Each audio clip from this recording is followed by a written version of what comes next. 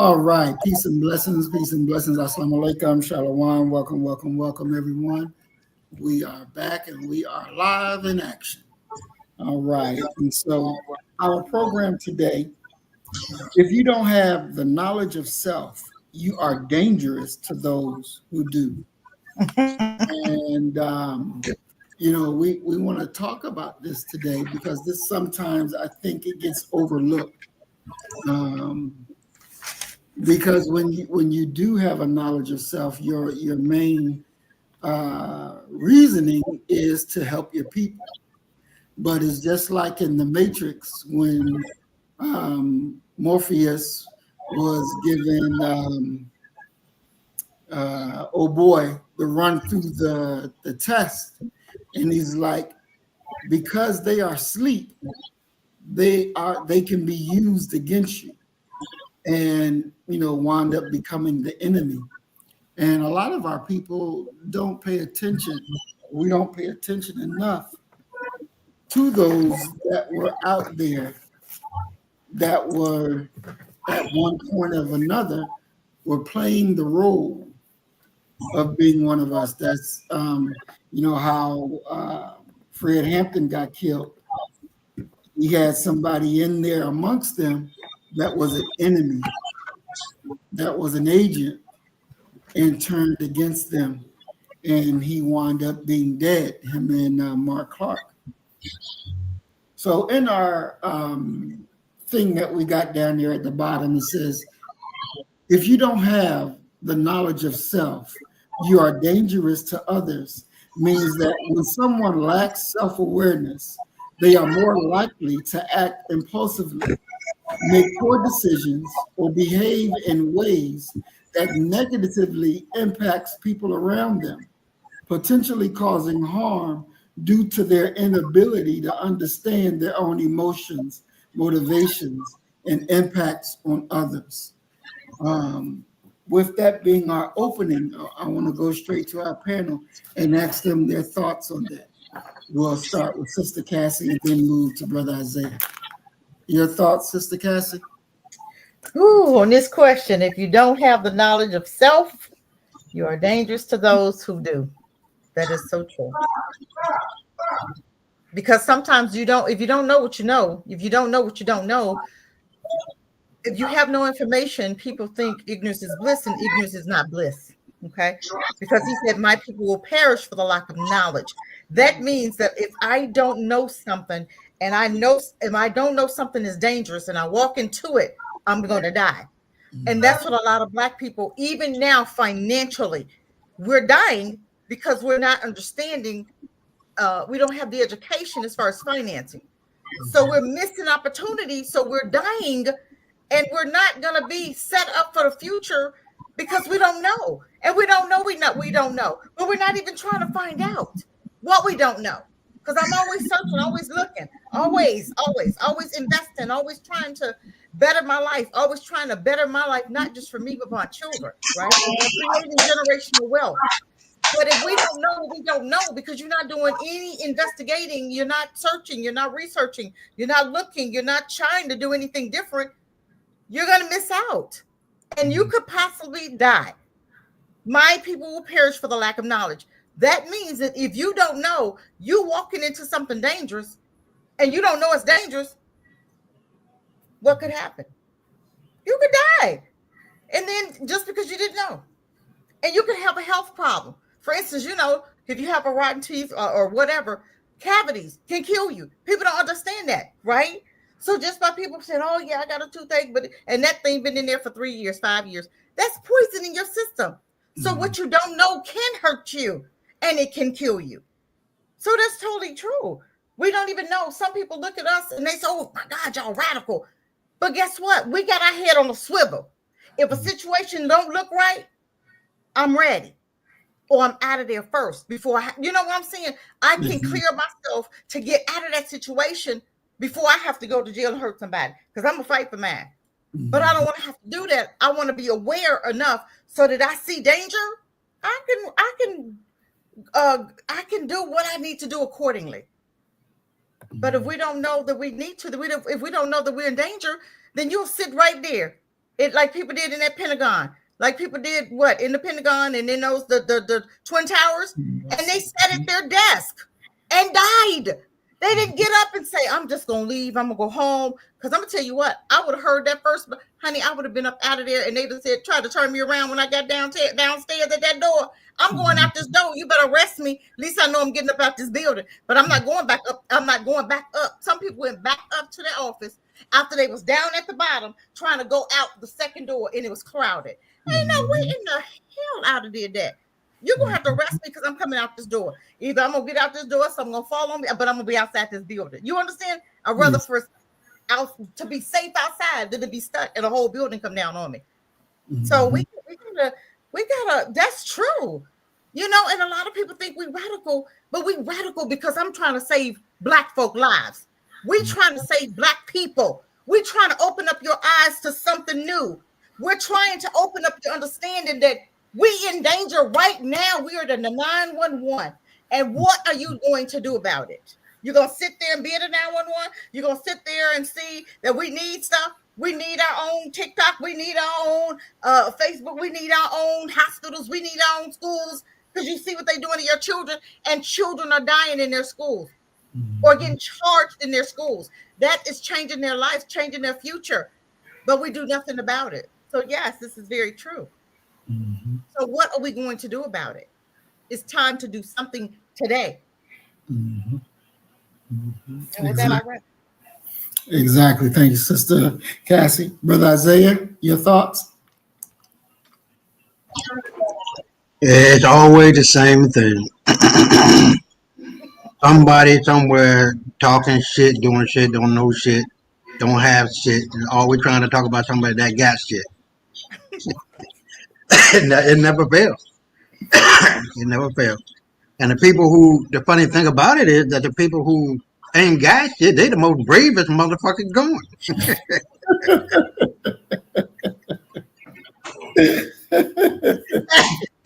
Am I lying? Am I lying, Sister Cassie?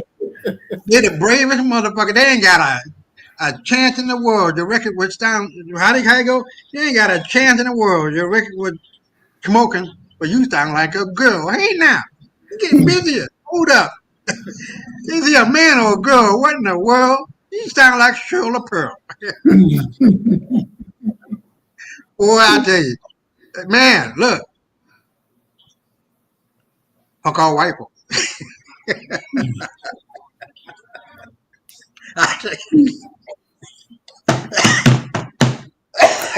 I'll throw it back at you. All right, all right. So we're going to look at this picture and let's see. What is this? Who is this? Who is this? What is this? Brother Isaiah sent me this picture. Brother Isaiah, come on and tell us, what is this that you sent me? By now,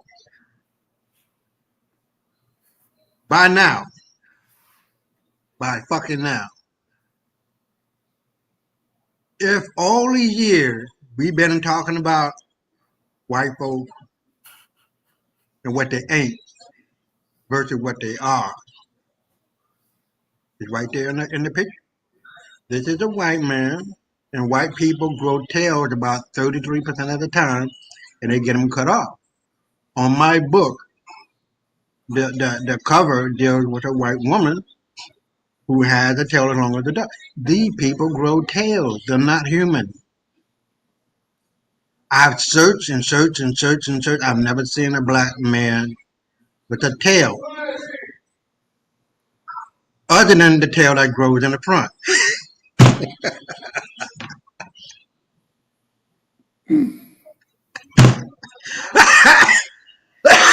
But these motherfuckers are nothing but fucking animals. I mean, I'm not a racist because there's no such thing as a race. I'm not hateful or spiteful because these motherfuckers don't deserve no respect. We came to that conclusion. These people that we call white are nothing but the worst fucking troglodyte niggas in the world. I just seen today this Asian guy from China, Charlie. Well, his name on X is called Chinito Charlie or something like that. I don't know what it is. But I wrote the guy, and I'm hoping I can get him on the show, and this other brother. We just gotta wake up, Brother Marie, Sister Cassie, because we've been duped, fooled, bamboozled enough. These motherfuckers ain't who they say they are. Charlie Cook from TPUSA and that cooning ass Kundis Owens. I wrote to them motherfuckers. I told Charlie Cook, man, you've been dodging my black ass for I don't know how long now, years now. Over 15 fucking times I done tried to get him to come onto my show. I'll come on this show. I don't give a fuck. And I'm here to tell you that they like people who, according to your title, if you don't have the knowledge of self, you are dangerous to those who do. The people who not in a bad way, because this brother that he was talking about, the young brother, don't really know. Because once you begin to accept the fallacy and the fantasy of white supremacy, white superiority, and the concept of race in the context in which white folk love to see themselves as, I'm sorry, go on, better. To see themselves as white, Caucasian, Aryan, Anglo-Saxon, European, then none of that. See, and once you begin to accept that truth, and white folk know they're not, but the idea is that in some of our minds, we have come to the point of accepting it, and as if, hold on, of accepting it as if it is a fact. And I'm here to tell you, white folks know they ain't shit. They playing the Wizard of Oz game. And once you pull back the curtain, you will see the little bitch of a fucking man and woman. They'll turn around. And you know what they will say to the black man and woman? I didn't mean it, Daddy. I didn't mean it, Mom. I was just playing. Just that goddamn simple. They're not going to come to me, or you, Brother Marie, or Sister Cass, who got even a smidgen of understanding of what we have done. And as I wrote to President Trump, I said, look, we civilized you motherfuckers 3 times. Don't take your ass up in that office disrespecting our ancestors who created the 13 colonies that became the 13 states and later 50 states. And on and on and on. I want to see, because right now, we can't afford not to be like our ancestors. Don't bite your tongue and say what the fuck you mean and mean what you say. And tell these motherfuckers, take a straw, stick it up in your ass, and drink the creamy brown shit out that motherfucker. But that's all of what they normally do anyway. They're having sex with each other, pissing and sitting on each other. They don't take no bath. We civilized these motherfuckers 3 times, and look at what we got here on the screen. This is their ancestors not only that, looking like that with a tail that can move, but also the fact that they know what they are. They know they're not human. The only human beings on the planet are people of color. Homo sapiens sapiens. Everybody else is humanoid. I throw it back in. All right. Thank you, Brother Isaiah. Sister Cassie, in your understanding, what is this that we're looking at? I'm gonna tell you. Don't be shy, Sister Cat. You got to come on out now. bring out that lioness of Judah. Lioness of Judah, come on. You know what? We fail to realize. Have anybody ever read the Book of Enoch? Y'all need to read that book. Yeah. Then you'll understand what that is. Them fallen seeds, the nymphins. Okay. That's who those are. Those are demon seeds. God called them serpent people, serpent seeds.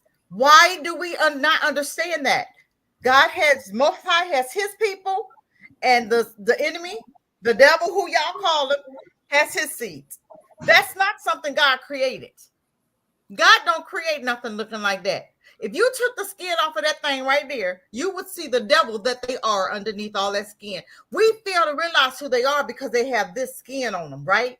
Even though it's not the right kind of skin, color skin, we still get confused because we look at the human. We thinking they're humans, okay? Because we used to call them Neanderthals, right? Okay, what's a Neanderthal? We have to understand who these people are, and they'll never change. The enemy has his people. Those are them. Who else could hang a person, watch them burn them alive now, and watch them burn and smile? That's not human behavior. Who could adopt two babies? Two men adopt two babies, and they raised them babies by raping them, right? They raised these babies, they adopted these babies just to rape these babies and prostitute them out. That's not something humans do. Okay. So, in some of these people, alligator baits, they used to tear skin off. They did some of the horriblest stuff that they could ever do to slaves, right? Right. Knocking teeth out. They made George Washington's teeth out of another slave's teeth, right? Who does that? Do you know how painful it is when somebody pulling each one of your teeth with no anesthetic? Who does that? These people are not right. And if you don't understand who they are, this is why Black folks still at the bottom, because we fail to realize. Now you mixing and mingling and marrying them things right there. That's why sometimes these women and men aren't getting pregnant being Black folk, because we're not supposed to be mixing with animals. And that's what those are. Those are not people. They look like people. You remember that movie that came out long time, maybe in the 70s, and he put on these glasses and he could see the real person. What was the name of that what? Come on, chat. Give me the name of what was the name of that movie? He was putting on sunglasses, right? And these people was looking crazy. He took them off and they looked human. Does anybody know the name of that movie? Man, that was a good movie. You got to watch that movie. If you've never seen it, I'm going to figure out the name of it. I'm looking it up when I get done talking. But he put on his glasses, right? These special glasses. And he was trying to get somebody else to look through these glasses, and they wouldn't, right? But every time he put them on, he saw the real person. And they was some robots or some demons or whatever was underneath the glasses. He took them off and they looked just like humans. But we have to understand that these people are not humans. They're not. They are not like us. They are not like us. They are not like us. Is that the name of the movie? I need to look that movie up, because I'm telling you, that movie was a good movie. And if you don't understand, the Book of Enoch will tell you exactly who these fallen seeds are. These are the Nephilims. Those are the fallen seeds. Those things were created by the devil. And I want to stop sharing. We're going to go, because some people will say, well, that's not something that's right here and now. Maybe that's something that was 10 to 20 years ago. But we have proof that it's still the same. It's not changed. They still treat your asses the same way. We have article after article about who they really are, and we still don't get it. So what's changed? What's changed? You're still being treated the same way. Exactly. So you show me what's changed. So here's this picture. Let me back it up. Video, right? This video of this white guy. And for those who think white people in this current day don't grow tails, let's listen to what he said. They Live. I'm sorry, Maurice. They Live. That's the name of it. They Live. I was born. That's the movie. Okay, y'all need to look that movie up. Okay, to say it again, Sister Cassie. It's called They Live. It's a 1988 movie. You need to look that up. The glasses reveal that the ruling class were aliens who have been manipulating people. Now they had this in the 80s, Yeah. So you need to look that up. They Live. Yeah. That's a good movie. Good movie. All right. Go ahead. Okay. This is Uncle Mike, and this one is silly, but it's really true. I was born with a tail right there, and it was about that long. You can check your books. Some people are born with a tail. And that, Ain't I? exactly. Exactly. See, That, Maurice, they'll tell you exactly who they are. And then you got black folks mhm, still, oh, he didn't mean that. What the hell are mhm, you talking about? He didn't mean that. He just told you he was mhm, born with a tail. Then they said, well, where's that now? mhm. He probably still got it. You ain't gonna never see it Yep. unless you Exactly. gonna sleep with him. Or they made him cut it off and you'll see a little nub. And then they say, well, what's that? Oh, that's a birth defect. But they don't never tell you it was a tail. Mm, mm, They mm. told you some of them born with tails. But we know Exactly. all of them born with demon spirits. We know all Mm-hmm. of them. When I say all, I mean all. Because I Mm-hmm. have people, oh, what, excuse me, not all. Yes, all. I ain't seen one yet that's not. I don't care how they smile. I don't care how you call them best friends. Act black. Act who you really are, and you'll see them for what they really are. Because I don't have no white friends. I don't have none. Because the way I talk here, I talk at work with some of them white folk there too. When they get on my nerves, Mm-hmm. they know how I feel about them, and I Mm-hmm. smile just like they do, but they still know how I feel because I know how you feel. I'm not gonna act like you. I'm not gonna act like that. I don't see who you really are. I had a lady at work, and she, came up there. I'm always in a good mood. Always. I don't care who they are there. I will never let them change me. But I'm gonna tell you, it was a mirror, right? And in the mirror, I'm looking at her. She's looking at me, and you should have saw the face. So when I turned around to look at her to let her know I saw it, Right. she did this. No, bitch, I saw that already. Uh-uh. Mm. No, I saw that. And I looked at her. I didn't smile back at her because I want her to know that I saw her. I saw that spirit. I seen it. We have to Mm-hmm. stop and faking and shaking with them. Because when she did that smile, no, I'm not smiling back at you because I just saw. I wanted you to let you know that I saw. Because I'm looking at her in the mirror. She didn't even notice I was looking. Didn't even know it. But I'm looking right at her. That's why I turned around and looked at her because I want her to know I saw her. And Mm-hmm. then she smiled. That could have been, I could have, oh, I was just tripping. No, I wasn't tripping. I saw that spirit. He'll let you see it. But are you going to regret it? Are you going to accept it? You're going to do what you're going to do with it. I'm not going to, I still remember that. She makes me speak and smile every day. Hi, how you doing? And I keep moving, but I already know your spirit because I saw it. So let's stop seeing stuff and then thinking we tripping when God allows you to see this spirit. And he'll show you the spirit of some people. He'll show you. And it ain't pretty. But when you see it, just know that that's who they are. And stop trying to make excuses. I was just tripping. I don't know what. I must have been. No, you saw who you needed to see. You saw their future. You saw your enemy. We have to know that these are enemies. These are not friends. That's why we're still at the bottom. And they're doing everything right now to keep your ass at the bottom. But I guarantee you, if you do what you're supposed to do right now, you're going to come up over them, period. Because they're done. They are done. They will never come back to the top. This is your opportunity to build. If you're not building your own businesses, if you're not coming up with things that you need to be doing right now, this is the time of planning. Because some of y'all may have to, and I do believe that we all gonna have to leave the U.S. at some point. I believe that. I don't know what I believe it, and you got a lot of black folk that has already left the U.S. You got them in Panama, you got them in Costa Rica, you got them in Africa, you got them all over the country, all over the world, because they know what is happening to America. And if you don't think America is being destroyed, look at California. You're getting ready to go through something this week that we ain't never seen as far as this weather's concerned. Y'all stop not seeing this stuff and make some plans that if you can get out of America, if you could work online, get the hell out. What you still doing here? Get out. Get out. Go visit. At least go visit. Don't sit here and wait till the last minute. We got a habit of waiting until the boat is sinking, and then we want to jump off. Then you're going to go down with the boat because it's going to suck you under. Get off the boat now while you can. Or at least be planning on getting out. At least plan. Where is it somewhere else? Get your passport. Where is it somewhere else that you would like to live? Because America's not going to be here always. And from what it is, it's not going to be good if it is here. Because they already showing you what they're doing to the people. California was flooded? No, I'm sorry. North Carolina was flooded, right? Those people Mm-hmm. still outside. They gave them $700. That was it. They gave the immigrants how much? They gave the Jews money every time you look around, right? And they gave people that live here in America $700. What the hell are you going to do with that? And they're outside in tents still, even today. We need to do a story on that. They're still outside today. People think, oh, they're doing better. No, that area is still tore up. They've not even fixed it up. So what are we doing?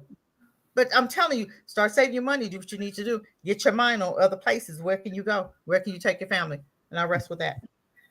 All right. Thank you, Sis Cassie.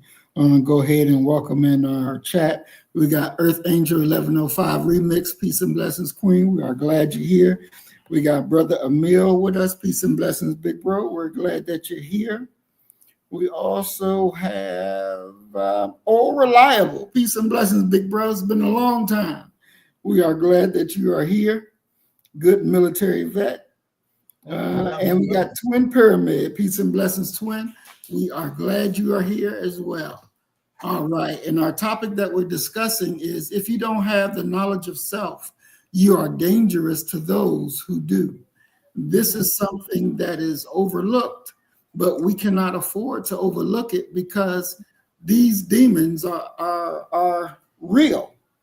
And if you don't have the proper mindset, you're on the side of the enemy, and you will be looking to do harm to those of us who have the proper mindset.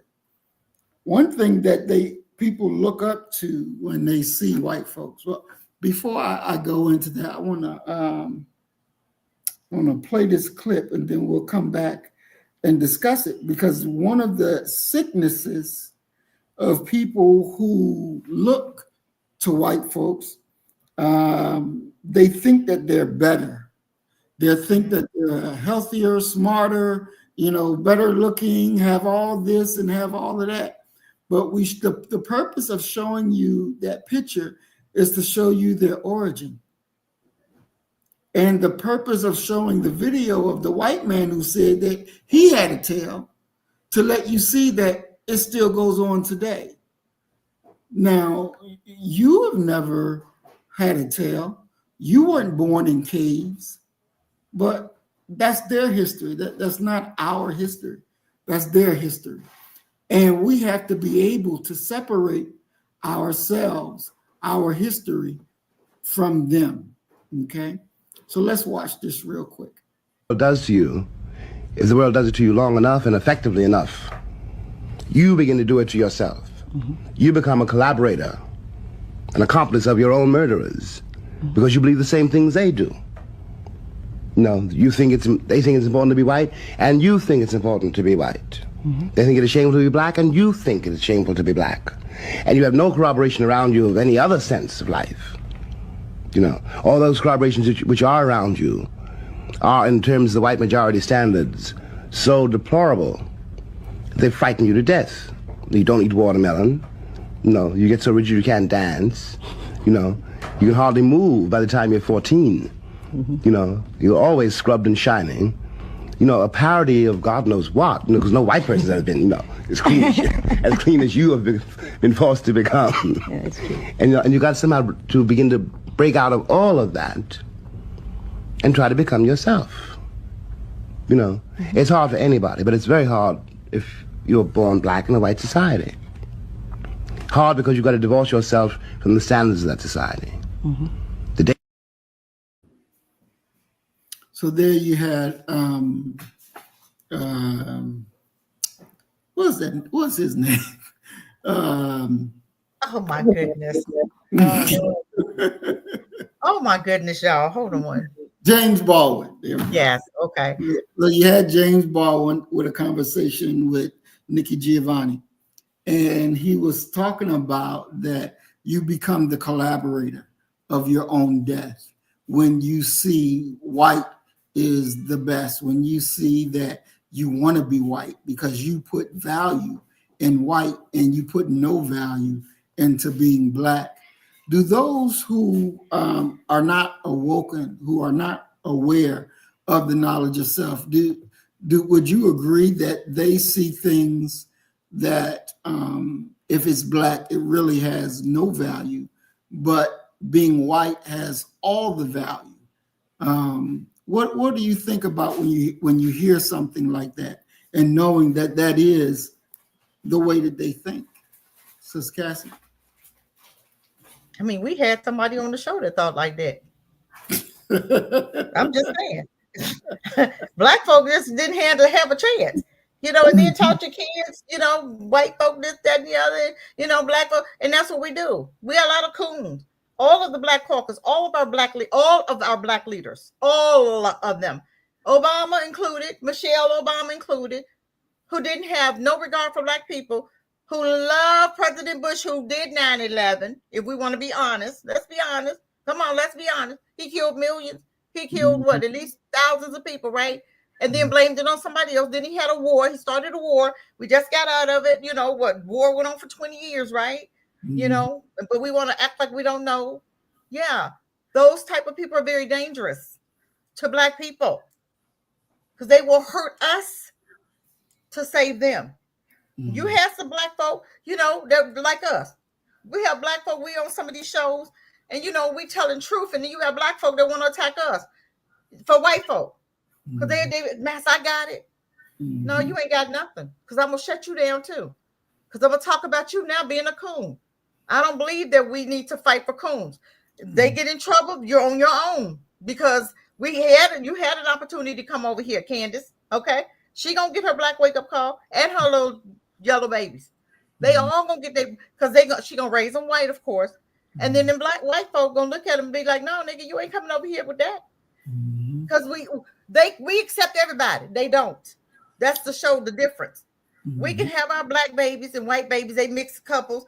Black folks say, come on, we got everybody. We invite everybody to the barbecue. But they're going to go over there to that KKK Klan member, his house, and see what happens. He's not going to accept you. His family won't accept you. Her white family won't accept her and her Black babies. Those people are very dangerous because they're going to do all they can for white folk. They're going to speak up for white folk, just like the Black caucus. They took up for immigrants' babies, but Black folk kids being locked up according to Biden's law.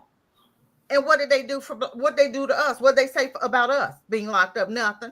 They cried at that border. Remember when Trump locked them Mexican babies up and they was crying because they was in cages? Did you ever see them do that for your own? I've never seen Black caucus do anything. Go on their website. They talk about immigrants. They don't talk about your Black behind. So they represent you. And that's what Margaret Sanger say. Let's get somebody that look like them, but going to represent us. And that's what they do. White folk ain't crazy. They know what to do.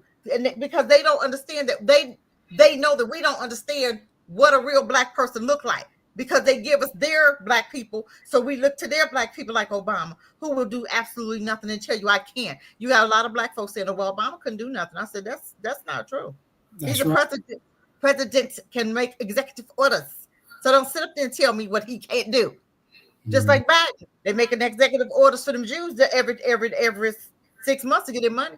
But you want to tell me a Black president can't do nothing because that's the lie they told you. That's the lie he told you because he won't do nothing for you anyway. So he told you, well, I can't do nothing.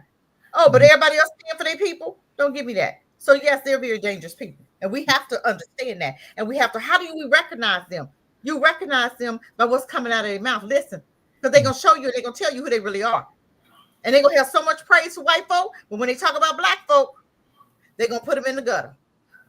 They're going to put them down every single time. And immediately when they do that, my spirit rises. I'm like, hold on, what am I dealing with here? Because I hear you praising them crackers who colonizers, who don't like you, hanging your ancestors, burning your ancestors, feeding your babies to alligators, and you sitting up there praising them? You want to tell me how good they are? What are you talking about? No, I didn't experience that. Well, let me tell you what I've experienced. Then you're going to get mad. Then they'll fire you out of a Black group because you won't compromise. Okay? You won't compromise.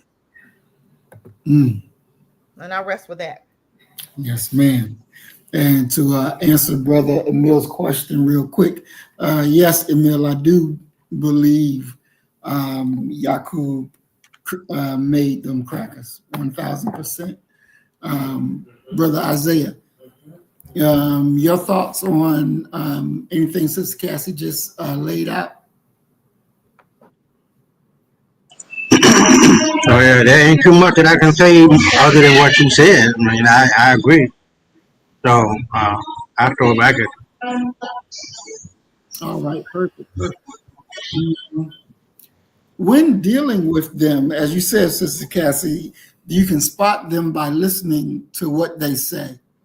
Now, those of us who do have a knowledge of self do have do have a soft heart for our people. Mm-hmm.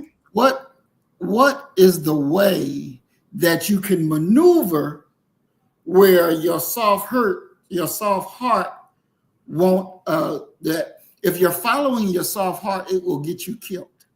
How do you maneuver so that you don't be sucked in or put into a dangerous situation when you're dealing with those of us that look like us but act like the enemy, that look like I have us a but soft have heart. no knowledge of self? I have a soft heart, but when I'm dealing with them coons, I ain't got no soft heart with them because I know they dangerous, and I'm not gonna let that soft heart I'm not gonna let that part of me get me hurt because I know who and what I'm dealing with.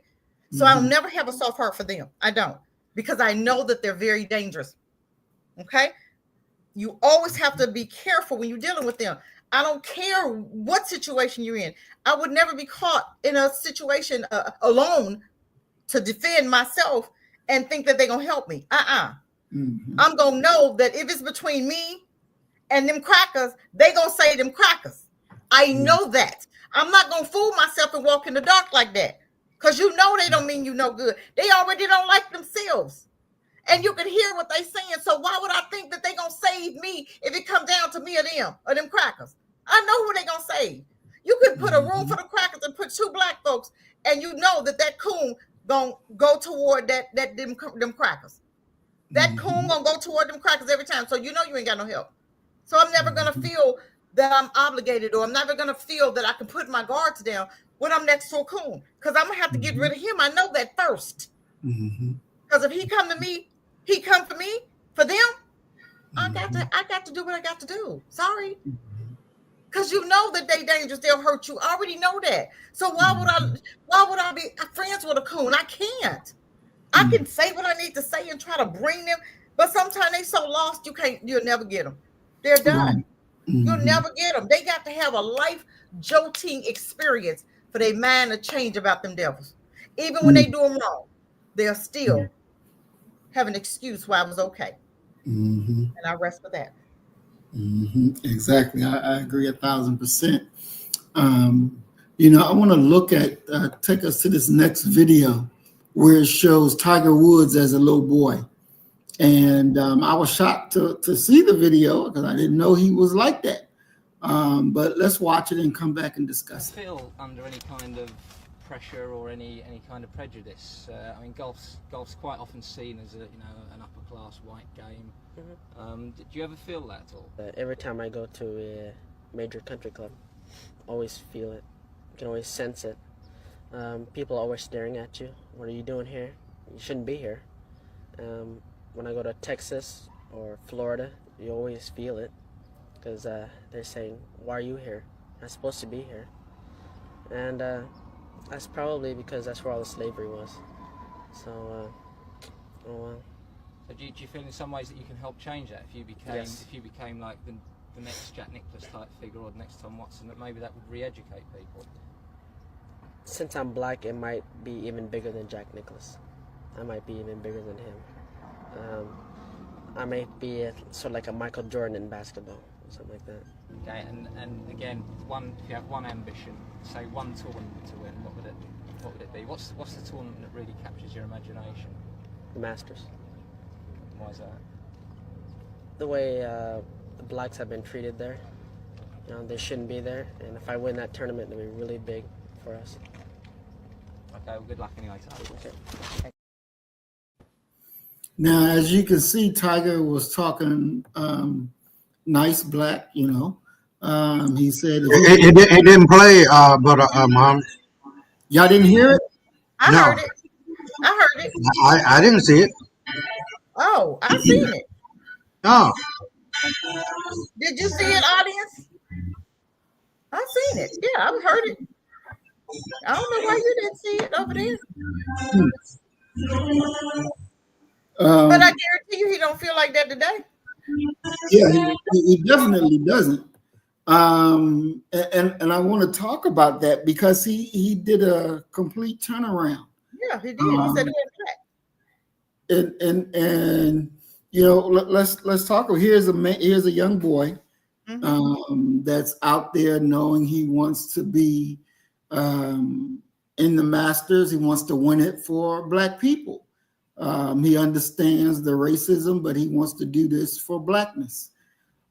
He gets up there, and now he's no more Blackness. He's Asian. Yep. What happened? Who's at fault here? Did we not do our job? What's going on, Sis Cassie? His daddy at fault for one. He didn't teach him his Blackness because he didn't have no Blackness because he's married to an Asian. So his parents, his daddy failed him. His grandparents, his family, society, schools failed him, but mostly the parents. It's the parents' job to teach your children. He told us to teach our children, never to allow them to forget. And Black folk have not done that. We've allowed them to teach our children. That's rule number one. That's why we're going through what we're going through, the hell we're going through right now. If you had to continue educating your own babies, because back in the day, we had Black men teachers. They fired all them. You hardly ever see a man teacher. And then the ones that you would do, I think you had 2 Muslim brothers that was teaching, right? And they gave them hell. And I think both of them got fired eventually. Then white folk ganged up against them and got rid of them. I remember that brother last year, right? He was a Muslim guy. And he was doing good with them kids. They can't have that. Oh, no. You got the school system over that now, and it's a certain club. They don't allow Black men to get into that field too much now. They don't allow Black people to get into that field of teaching. And history, they got white folk teaching. So whose fault is it? Black folk? Because he didn't tell you to follow MLK when he had that dream. Nobody had the balls or the guts to say, dude, you lying. That ain't no God's dream. That's a dream from the devil. Nobody said that because he was a pastor, a preacher. Nobody checked that behavior. What do? We walked our little happy behinds into that burning building that he set you up. He put you in. They paid him to do that. And that's what he did. And then he turned around and said, oops, well, I really did mess up, didn't I? Because I allowed them white folk to use me. And then they killed him. When he was waking up, they killed him. If he had to stay asleep and stop talking about reparations, stop not talking about going to get no check, he would still be living because they could still use him.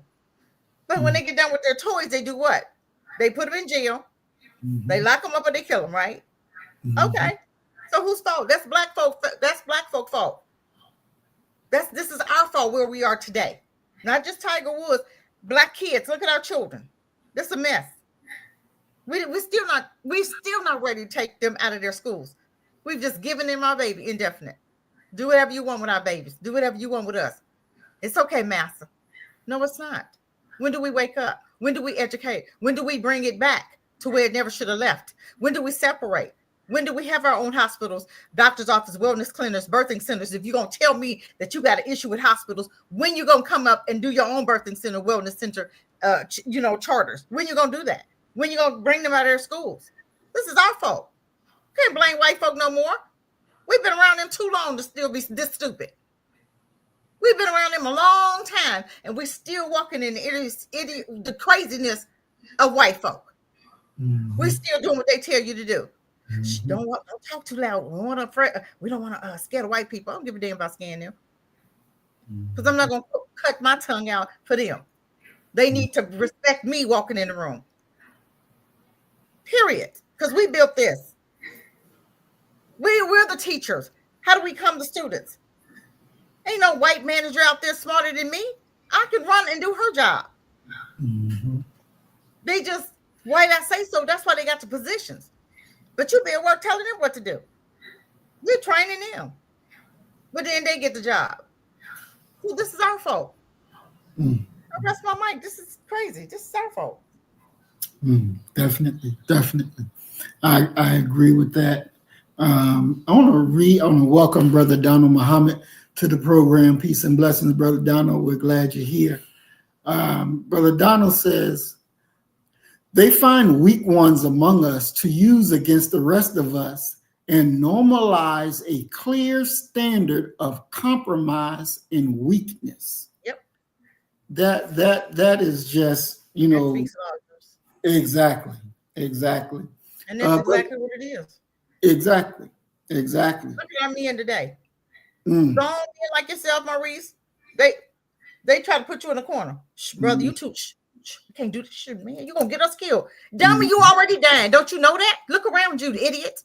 You mean you're gonna get us killed? You're dying. Hello. You just see the list of how many black men dying every day? They kill one of us a day. That's 360 a year. And that's just one person. A whole police department killing folk every day and getting away with it. My husband had on the other day these police shows, right? A number of white folk. Not one got dropped to the floor. Not one poor. And they it was so crazy. They telling the officers what they gonna do. They attacking the officers running. This is crazy. We never seen the gun come out. They never hit the ground. They never nothing. The gun never left the host. Didn't even need a gun. They don't even need guns when they're dealing with their own because they're not gonna shoot their own. Very seldom do they shoot their own. But every time they see your black behind, what they do? Get on the ground. Boop, boop, boop, boop. Don't even let you get down on the ground. When they come out their mouth, get out. Boop, boop, boop. You died.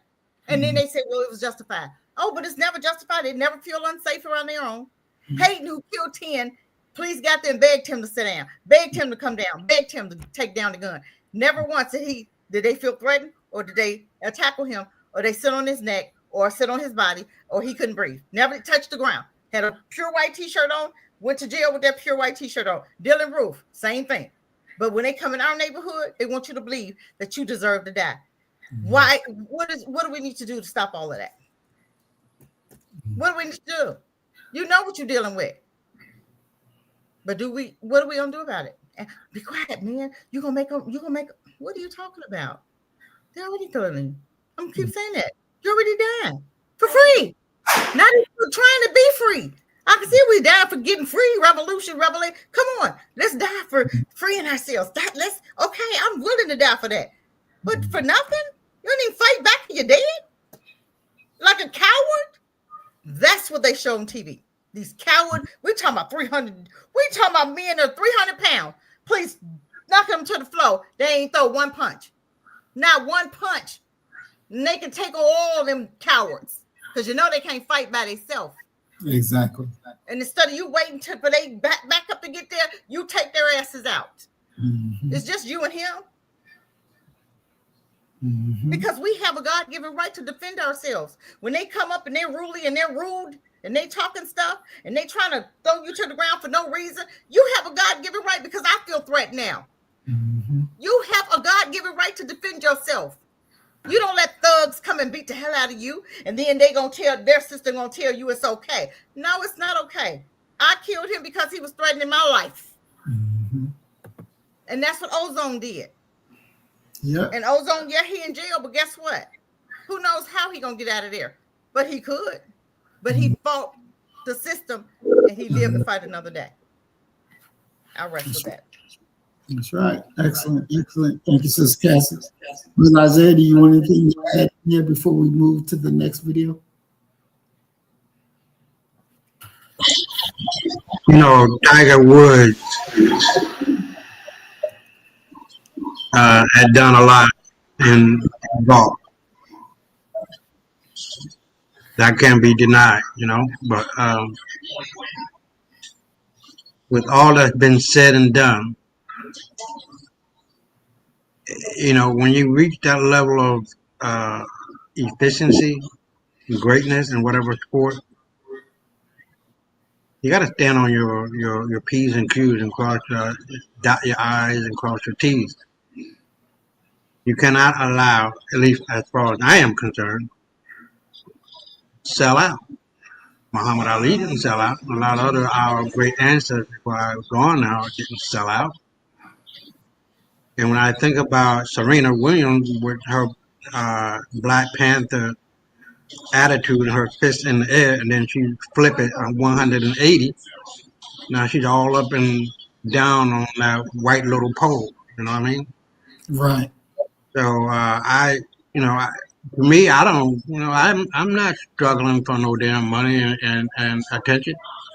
And they can offer me $1 billion. But you know what? I could never live with myself turning on our ancestors. Because I know in the end, if I praise and worship and honor and respect our ancestors, those blessings that they're talking about will come to me anyway. You got to stay strong. You got to stay planted within our ancestors, and you got to bless their name. Otherwise, this so-called short-term blessing of getting bent over because you want to be a rap star, Snoop Dogg, you're getting fucked in your ass. To be a rap star, to be a movie star, to be a whatever star.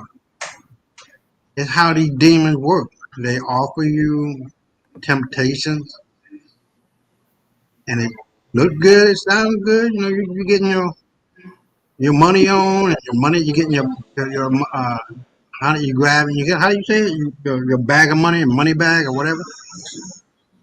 But at the end of the day, you lose credibility once the truth comes out.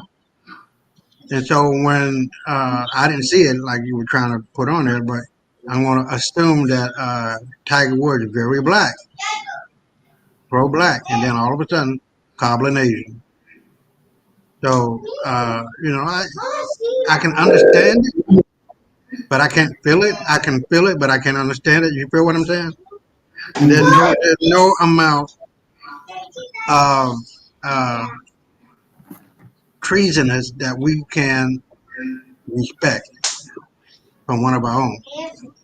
And our biggest enemy is ourselves and those who are closer to us. And we've seen throughout history how some of our most esteemed leaders, Marcus Garvey, had a black guy that turned on him. It wasn't a white guy; it was a black guy. And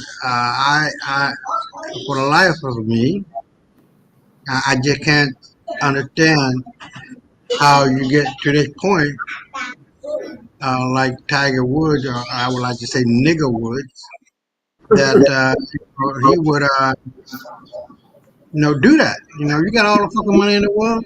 Who's stopping you from winning tournaments and turning the script and flipping the script?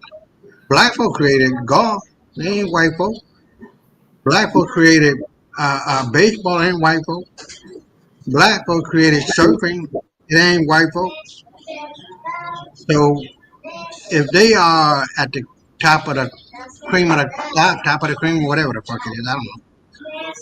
And whatever sport, they owe that to black folk.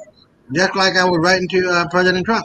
Don't get your funky ass up in that seat. That's a black man's seat in a black man's house. We created that motherfucker. You better try to do your damnness to correct this bullshit and start admitting to the fact that you white motherfuckers ain't white. That DEI is necessary. That what do you call it? The woke movement, and they're talking about CRT is necessary.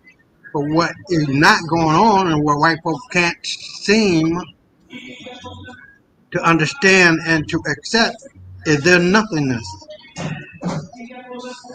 And they spend hundreds of billions, if not trillions of dollars, trying to keep up the show. But once again, like I say, once you understand these people and what they are and what they are not, then all of that goes away, man. All of that goes away. You can sit down and within 10 fucking seconds, check these motherfuckers and put them in their place. You don't need to be talking to these bitches for an hour, 30 minutes, talking about, where you waiting more? Stop that shit right there. Like, hold on. Let me correct you about this.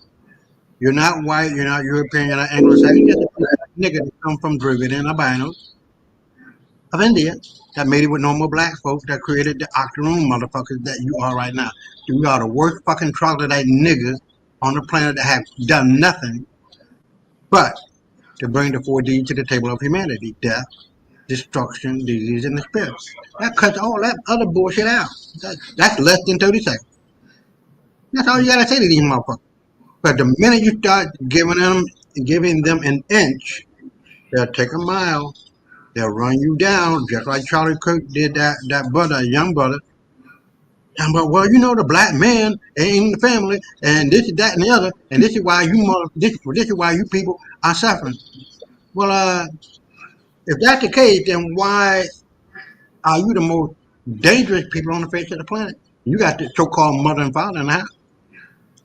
Why are you all the 7% of the population of the world? So you commit 90% of the pedophilia. Why are you all? Hold on, player.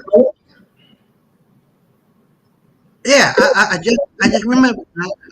I just remember over the last 2 or 3 years, 150 million people y'all done fucking killed. Not even counting the ones that have yet to die, and not even counting the ones that are physically fucked up for the rest of their life, pissing and shitting on themselves.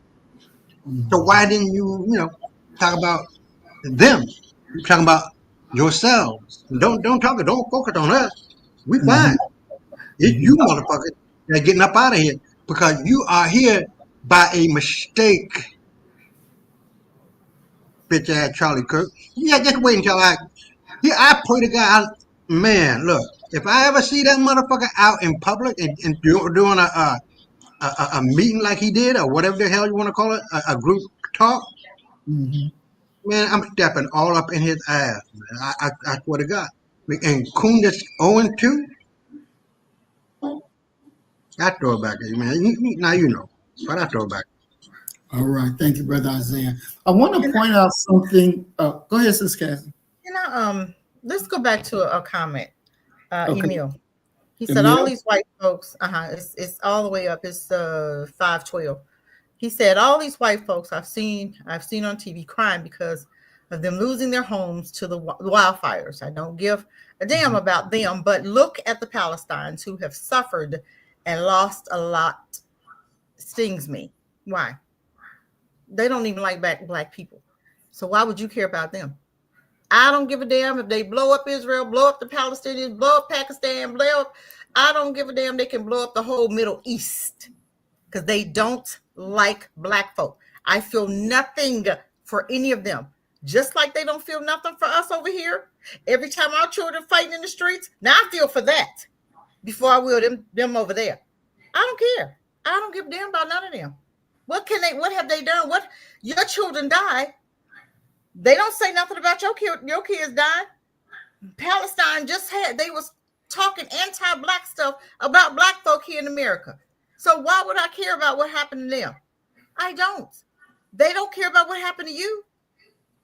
So I can give a damn about them. Sorry. I don't understand that when people say that about Palestine. Palestine is anti-black. Those Arabs hate black people. Period. Don't we know that? They was the first ones also in slavery. Who did what they did? It was the Palestinians, all of them. I mean, Arabs especially. And you see now in that Libya, when they have that slavery, is it Liberia? Who is it that they have slavery over there? Is it Libya? I think. No. Who is? Once Gaddafi had died, once they killed Gaddafi, then yeah, So now they doing the slavery thing there now, 2025. Those Arabs are still doing some dirt right now to black people. So no, I don't care. Drop a bomb on all of them, every last one of them. And I rest my mic. All right, thank you, Sister Cassie. And I wanted to go to another comment, and you had touched on it. What Earth Angel said. Let's see, where is that comment at? Okay, here it says that she says, Cassie, I've recently learned that we have to curse ourselves by touching Satan's toys. If she could expound on that a little bit, or Sis Cassie, if you can expound on that. What she's saying is just being around them, because he told us, he said, don't touch nothing evil, right? He said, we don't even need to be around them. Now, if they ready to be delivered and set free, cool. But for us to be hanging around them in the places they go and doing some of the stuff they doing, We curse ourselves. Just like even in the Bible where it says Balaam. Remember, Balaam said, I want to curse Israel. And it was the king that told Balaam, I want to curse Israel. He said, you can't because they're blessed. Talking about us. Then he said, well, how do we do it?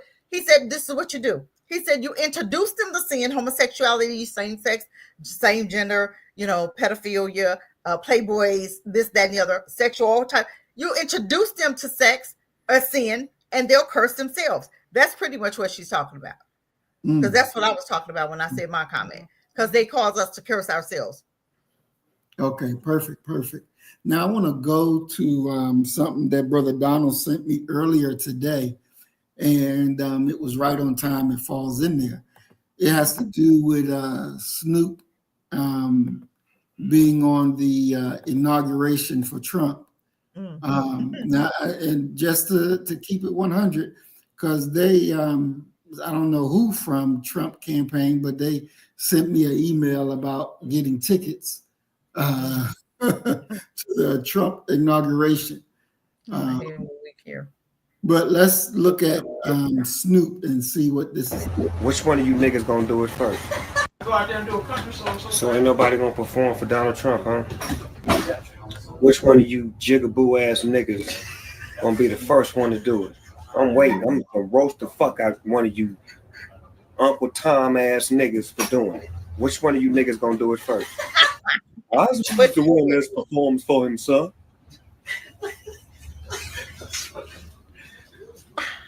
Go out there and do a country song. So ain't nobody.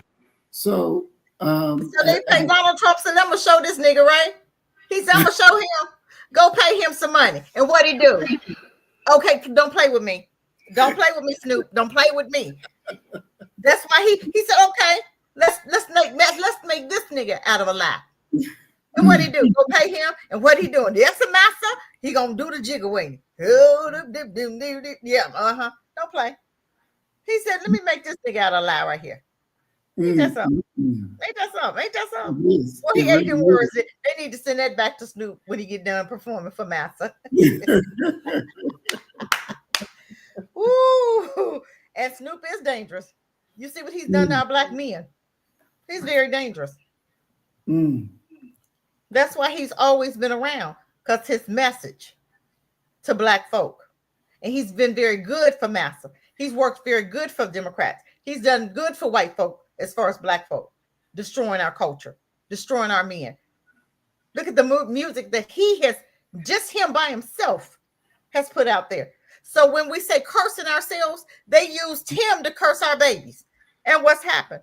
Most of our babies are dead dealing with Snoop, listening to his music.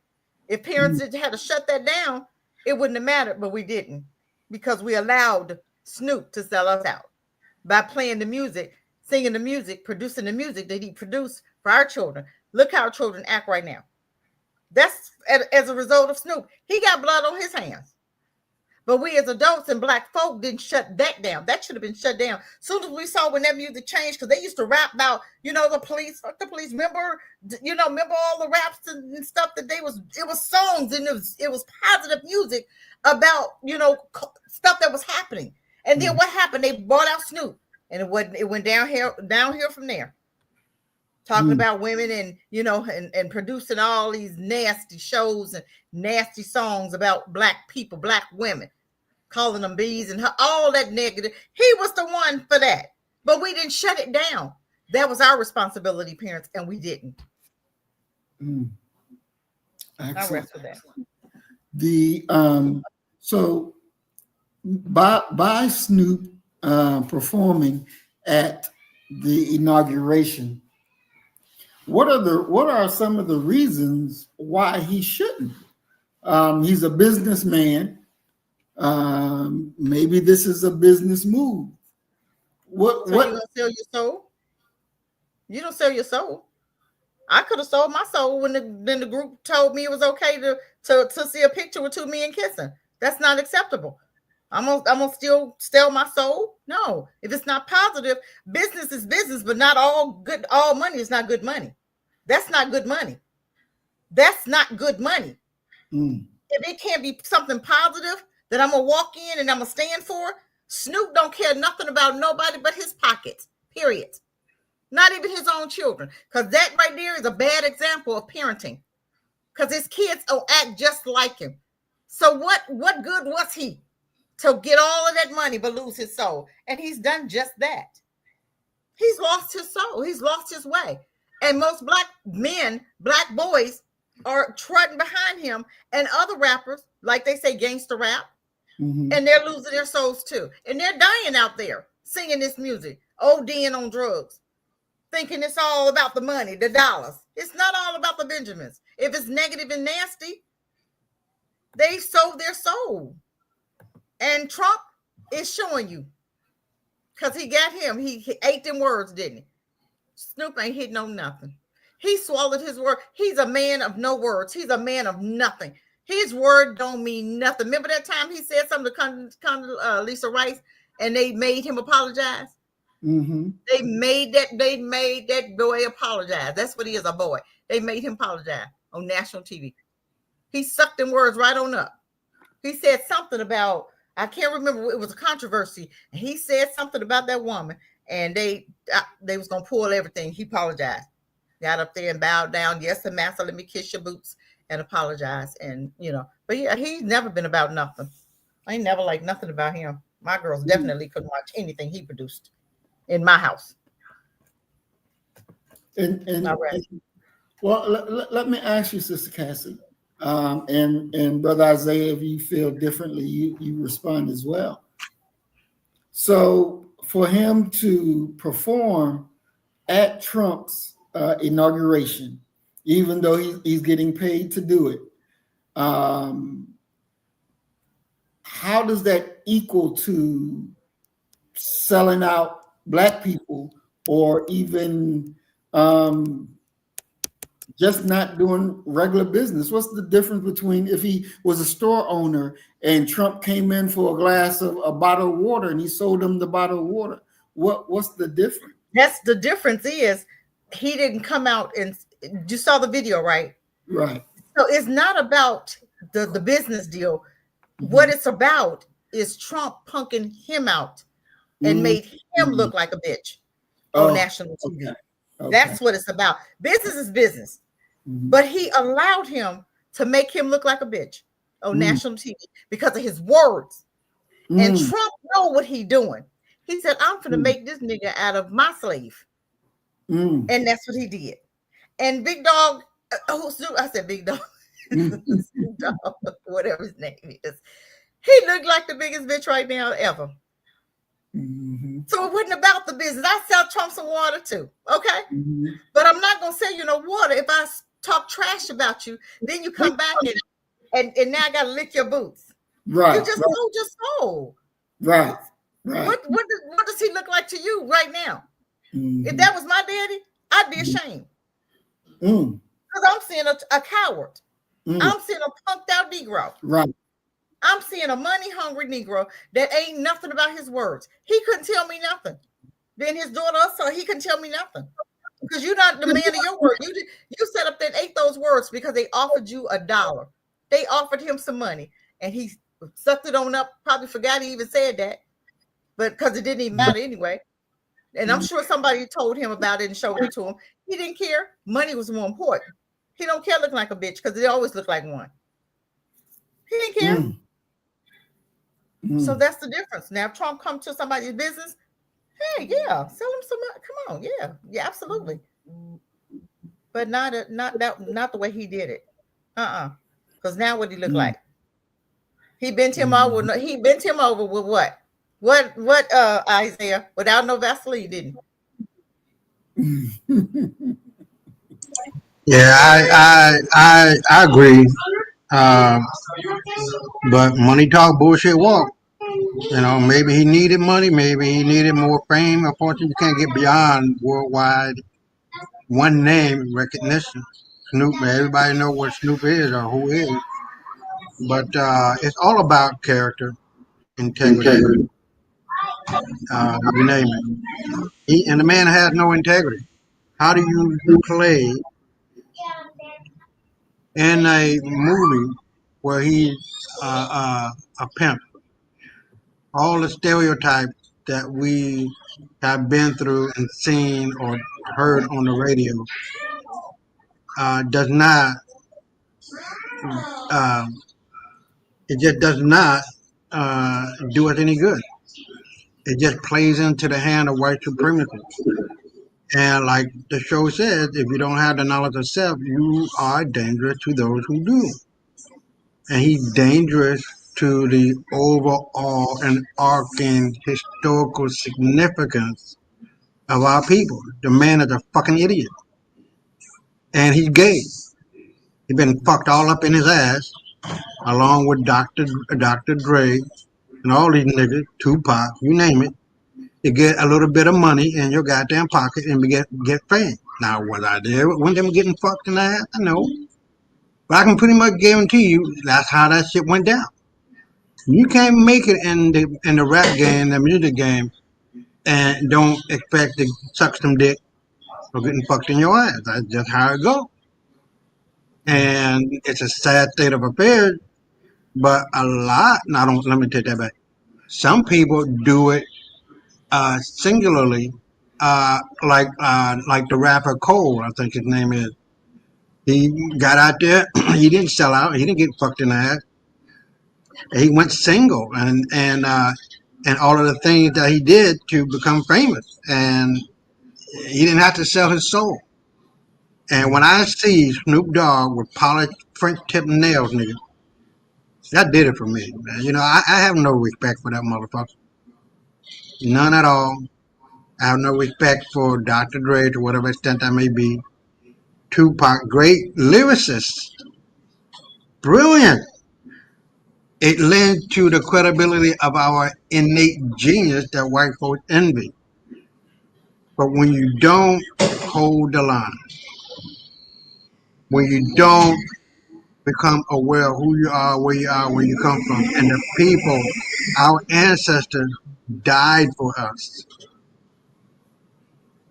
who literally died for us over the millennium in fighting these motherfuckers tooth and nail, and you come out and say all of what you did in 2017, you're a coon ass jigaboo nigga.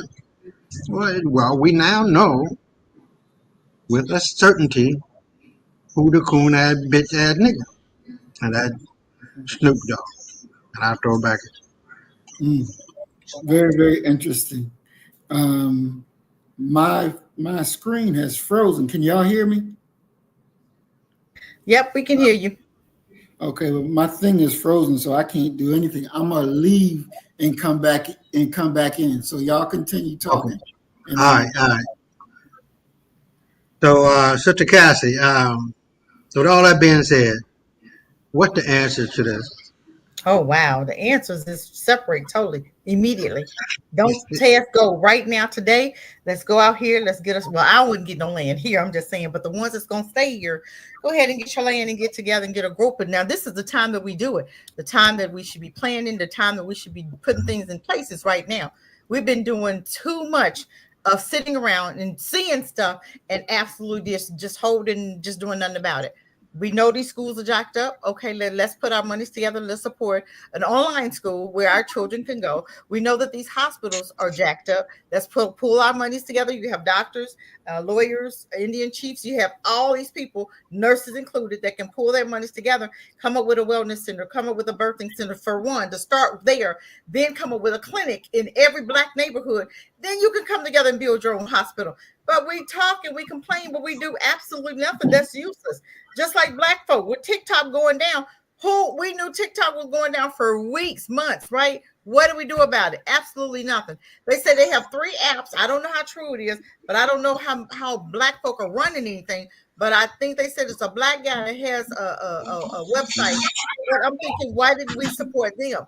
Why didn't we get on there and support that app or platform before TikTok actually went down? Why do we wait till the last minute to do anything? And that's what Black folk does. We wait till the last minute to do anything. Tell me why.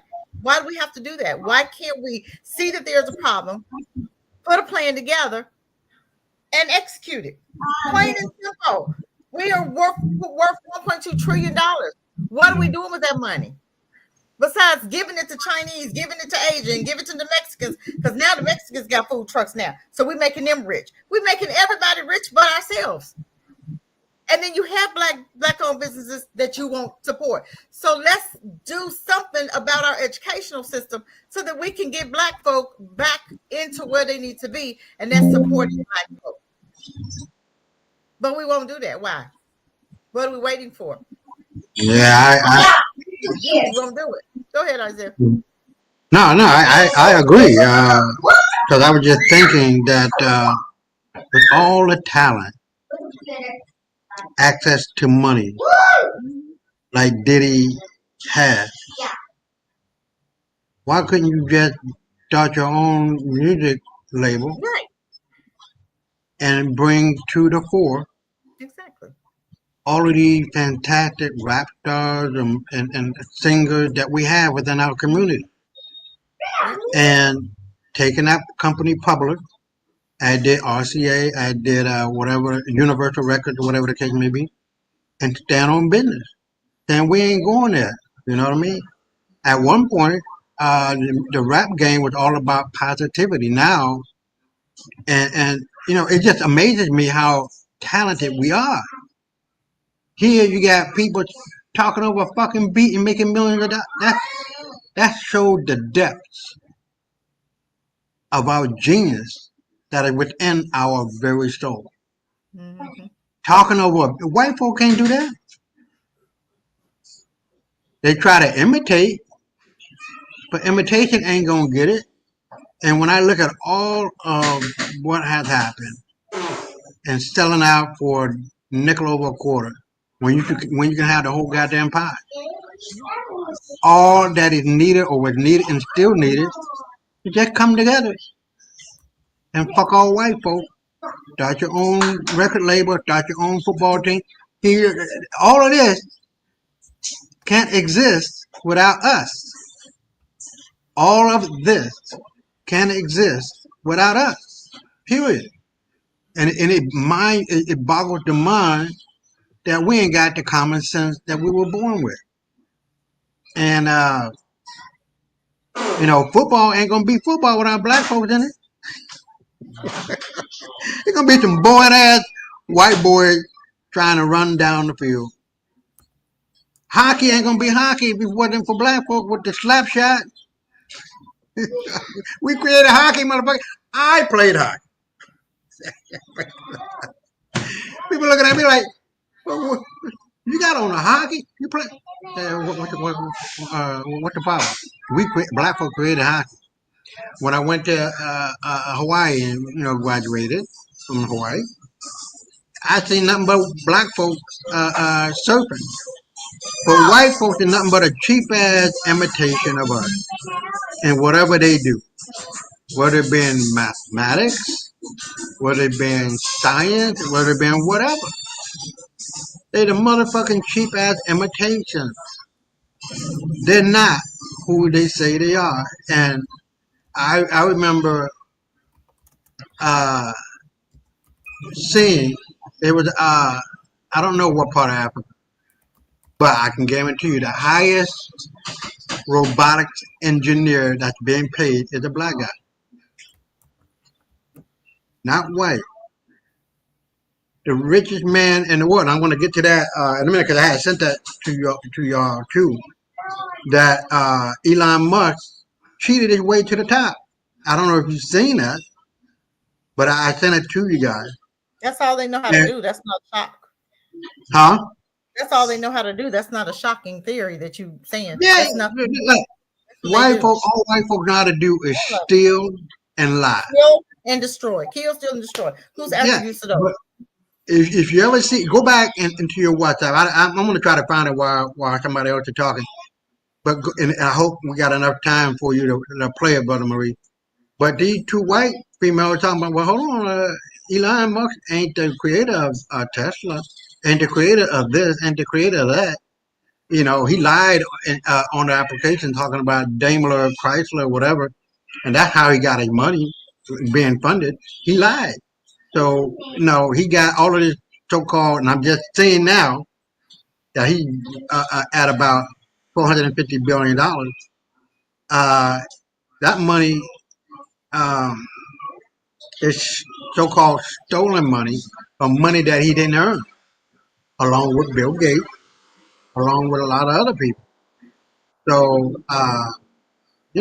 just like this Reggie Middleton, uh, uh, uh, BlackRock stole a motherfucking idea from him. And Gensler, who will not be the SEC chairman tomorrow, blocked his way all the way through what he had to do to make it as the father of tokenization and the DeFi. So all of this so-called wealth that we're seeing that white folks got, they didn't earn that shit. And my last thing is fuck all white folks. All right, all right. Let's see. So when we look at, I want to go back to what Emil said about the Palestinians. The ceasefire they're talking about right now, they're concerned with Israeli infiltrated and American hostages. Fuck the hostages. How about the children and the elderly in Gaza who perished? They don't. We've been infiltrated. I don't care what you say. There's You no know, black the I think it's and y'all may not agree with me, but I think when we're looking, because I even saw an interview that old boy did with a so-called Black Palestinian. And I didn't agree with everything that she said. And to me, she didn't look like she was Black, but she was claiming she's Black. I know because they were asking her about racism and whether or not the Palestinians like Black people. Now, as a Black man myself, looking at the situation with Israel and Palestine, and everybody know that I do not agree with what is going on over there. I don't like Israel, and I wish that they were not doing what they were doing to the Palestinians. Now, I know some people have said, well, there's only 500 Black Palestinians. I don't know the number of Palestinians that are Black, look like us, but I know that they are there. And I know that racism exists over there amongst the Palestinians, the lighter ones against the darker ones. When Minister Farrakhan was over there and he saw a Black brother that looked Black just like us, and he said to them, how long have you been here? And he said, well, we can't come up with a time that we wasn't here. We have always been here. The thing is that the white ones have put the Black ones out of the picture. Even when you see the bombing that go on in Palestine, you don't see the dark Palestinians, you don't see the Black ones that are being killed. You always see the white ones that are being killed. So that's something that we have to take into consideration. I don't know that all the Palestinians don't like Black people, but I do know that there's racism over there. And if there's racism between the white Palestinian and the Black Palestinian, that should not make us think that we would be exclusively different because we're Black in America. They don't like the Black ones among their own selves. They're not like the Black ones outside of their own selves. And so we have to keep that in its proper perspective. I don't want to see Black people, regardless of where you are, I don't want to see you harmed by any cracker. But we have to make sure that our people, our black people, that if we can say something and they're on the right side of the street, then, we should. But do I look to put the white ones and say, yeah, we're going to say, no, we're black first. We're black first. And that's how I look at it. I don't want to see them destroyed. I don't want to see them killed. But I do know that there's racism over there, and the white ones don't treat the black ones as they should.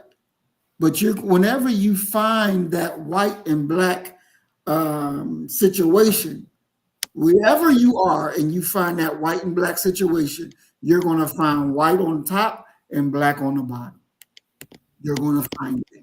And that situation has to be dealt with, and it has to be destroyed. And so even when you're looking at the black Palestinians, you need separation. You need separation. Because as long as you get those white ones, you're going to stay on the bottom where you are. You're going to be segregated into that little tiny territory that you are in, even in Palestine. And, that is what it is. And we have to be mindful of that always, 24/7. And don't spare the truth because some may not like it. It is what it is. And we have to be able to bring it. We definitely have to be able to bring it. So, once the Palestinians, I don't foresee that they'll really ever get justice in that situation. But if by some chance that they do get justice, then the black ones over there got to rise up and do what need to be done for the white ones over there that are oppressing them.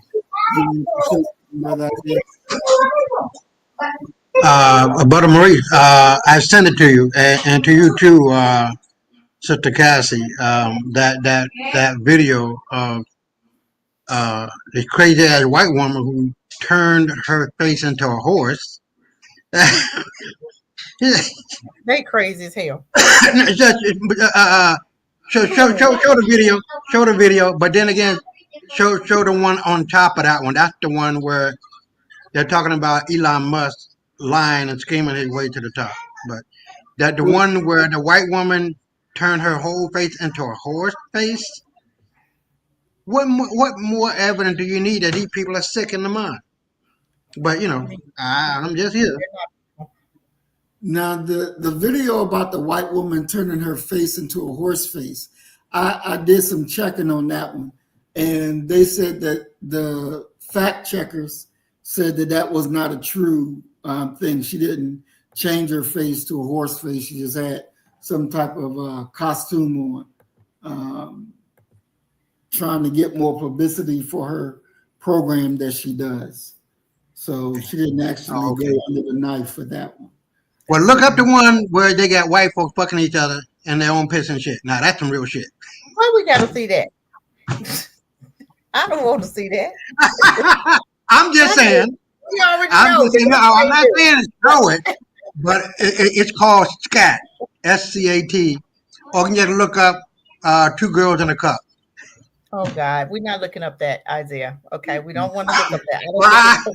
I'm just saying. But show the one if you got time, brother Marie, the one on top of that one, and the two white girls talking about Elon Musk and how he done lied his way to the top.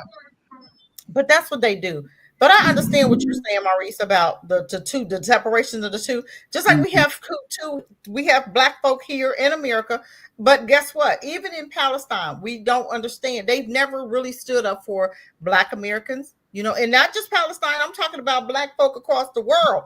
When our people are going through, they never stand up. They never say anything. They never support us. They never, have anything to say about our situation. So my thing is, I understand your situation, but I got a situation here too. That's just like me worrying more about their situation and my children here that are coming up missing. I can't do that. I cannot give them more attention than I'm going to give my babies here, because our black babies right here is going missing. Our black babies right here is being trafficked. And right now that we got these Spanish folk, these illegal aliens here, our babies going to come up missing more. So y'all family, keep your babies close. You watch who their friends are. You have to start educating them, and you have to stop letting them walk by themselves to school.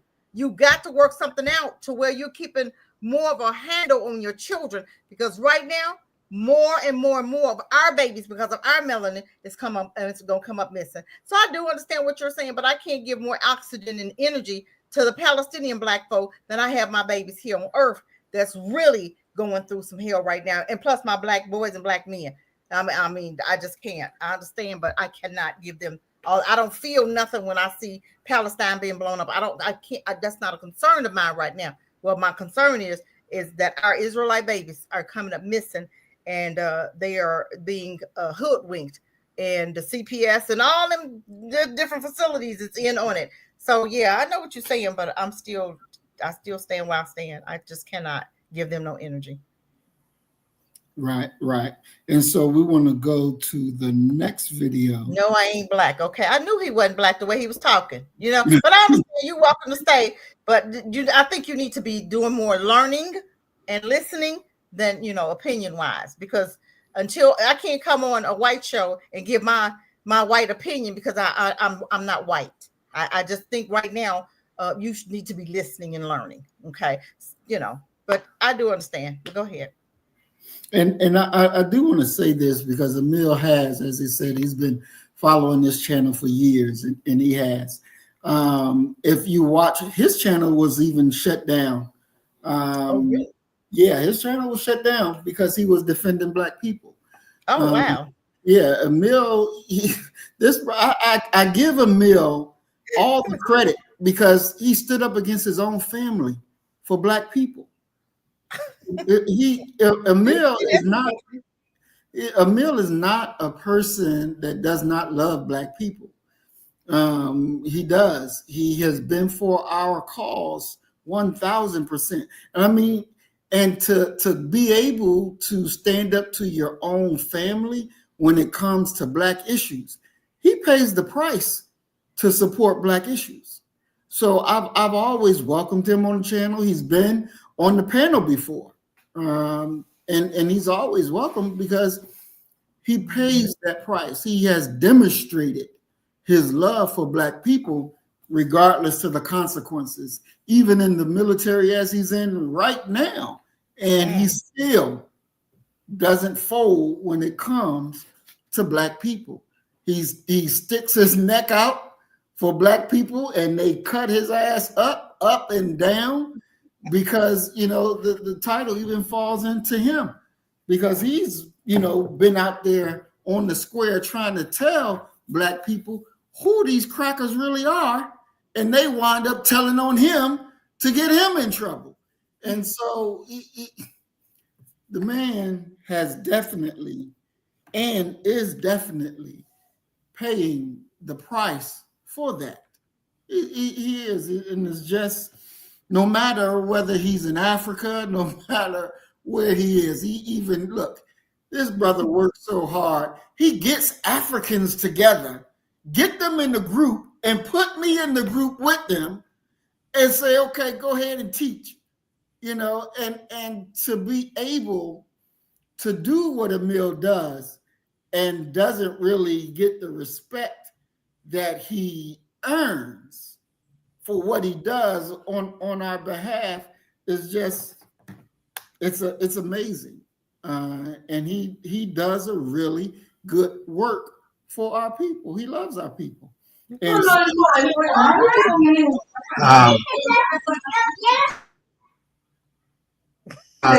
let me say this about Emil. I think he's from the Philippines, right? Right. Right. He black. He black. Now, I don't know how Emil might want to see it or feel it, but we come in all kinds. You gotta get excuse my house because her friends are over. Or yeah, But we come in all colors. Only white folk come in gray color. That's it. They're gray when they're born. They're gray when they die. They're gray when they, what I mean. Oh, we come in all colors, you know what I mean? And I gotta give it to Emil. credit to where credit is due. And as far as I'm concerned, he a brother, you know. Anybody that can stand their ground with or against their family, knowing what he knows and going against the grain of the ignorance, excuse me, nothing against you and your family, email, but against the level of ignorance with anybody, and especially your family, that they don't know that the Philippines and the Filipino people are black people. And we come from the, you know, even in the Philippines, you got your lighter version, but the indigenous people of the Philippines are black people, like they are everywhere. Germany, France, England, Scotland, Wales, Denmark. As a matter of fact, I'm just now finding out that Greenland is another name for Greenland. It's Denmark. I don't, wait, what? Look, do that again, Sister Kathy. I didn't know that. I'm just being honest. I don't know everything. I thought that Denmark was in Europe somewhere. I like to say what? Oh, okay. All right. Well, now I've updated my mind. I didn't know that, so I'll be honest. I don't know everything, but anyway, yeah, email is okay with me. You know what I mean? And I dare to say, but I'm not taking no. I wouldn't give no credit to these white folks who are speaking out in regard to who they really are and who we really are and what they really are. Fuck all white folks. I throw it back in. All right, thank you, dear brother. All right, so we're going to go ahead to the next video that I want to talk about, for us to talk about. All right, let's take a look. The Bible says the beginning of wisdom is the love of God. What is the beginning of wisdom? It is the fear of God. Why should wisdom start with fear and not love? See, love is not as constant as fear. When you're afraid of something, you stay that way. When you love something, you love it today, don't love it tomorrow. But what you're afraid of, damn it, you're afraid of it today, afraid of it tomorrow, afraid of it the next day. I don't want my children to be afraid of me. That's wrong that the children should be afraid. That's why you ain't got nothing good. But the white man made a good nigger out of you. I say it again, he made a good nigger out of you because he made you scared of him and you're afraid of him right to this moment. We have it in our lessons. He put fear in them when they were little babies. Why do they fear now that they're big men? Because he taught them to eat the wrong kind of food. It is only when fear is present that you can train a child. Not when love is present, but when fear is present. All right. So this part about fear, I think, is very important because our people who don't have the knowledge of self have that fear of the enemy. And I believe that they should have a greater fear of what we would do to their asses for betraying the best possibility for our people. And because they don't have a fear of us, then they will do to us whatever their mind suggests. And so I wanted to get the panel's opinion on that. Should these people who don't have knowledge of self, should they fear us who have knowledge of self? Sister Cassie? Should they fear us? Mm-hmm. Oh boy, that's hard to say. I just, you know what? Why not just learn from us? Why not learn from us to understand why we feel the way we feel? Because I think it's the lack of information for them, or it's been some stuff in the past that has gotten them to see the world differently. So why not just sit back, be retaught, Be re-educated. Because if you're afraid of us, you're not going to learn from us. You understand what I'm saying? Because when you're afraid of a person, that means you can't receive anything that they're saying. I don't know. Maybe I'm. Because I don't think so. And this is how I'm looking at it. Mhm. I may be wrong. Well, maybe I missed something. Let me hear it again. Maybe I missed something. Okay, I'll replay it. Maybe I missed something. Okay, I'll replay it. Let's see. The Bible says the beginning of wisdom is the love of God. What is the beginning of wisdom? It is the fear of God. Why should wisdom start with fear and not love? See, love is not as constant as fear. When you're afraid of something, you stay that way. When you love something, you love it today, don't love it tomorrow. But what you're afraid of, damn it, you're afraid of it today, afraid of it tomorrow, afraid of it the next day. I don't want my children to be afraid of me. That's wrong that the children should be afraid. That's why you ain't got nothing good. But the white man made a good nigger out of you. I say it again, he made a good nigger out of you because he made you scared of him and you're afraid of him right to this moment.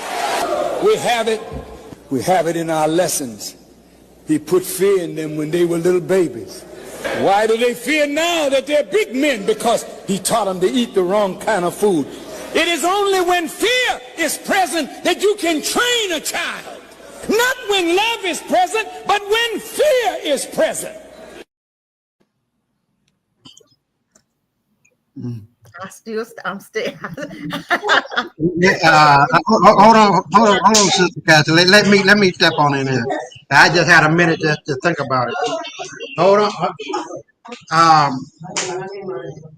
I don't think we fear white folks. You know what I mean? It's that ever-present, absent knowledge of self. That if all you ever heard, all you ever known was what white folks have done and all the great things, that smoke of deception has clouded our brain and clouded our perception of the realities in which we live. Black people are what they claim they are.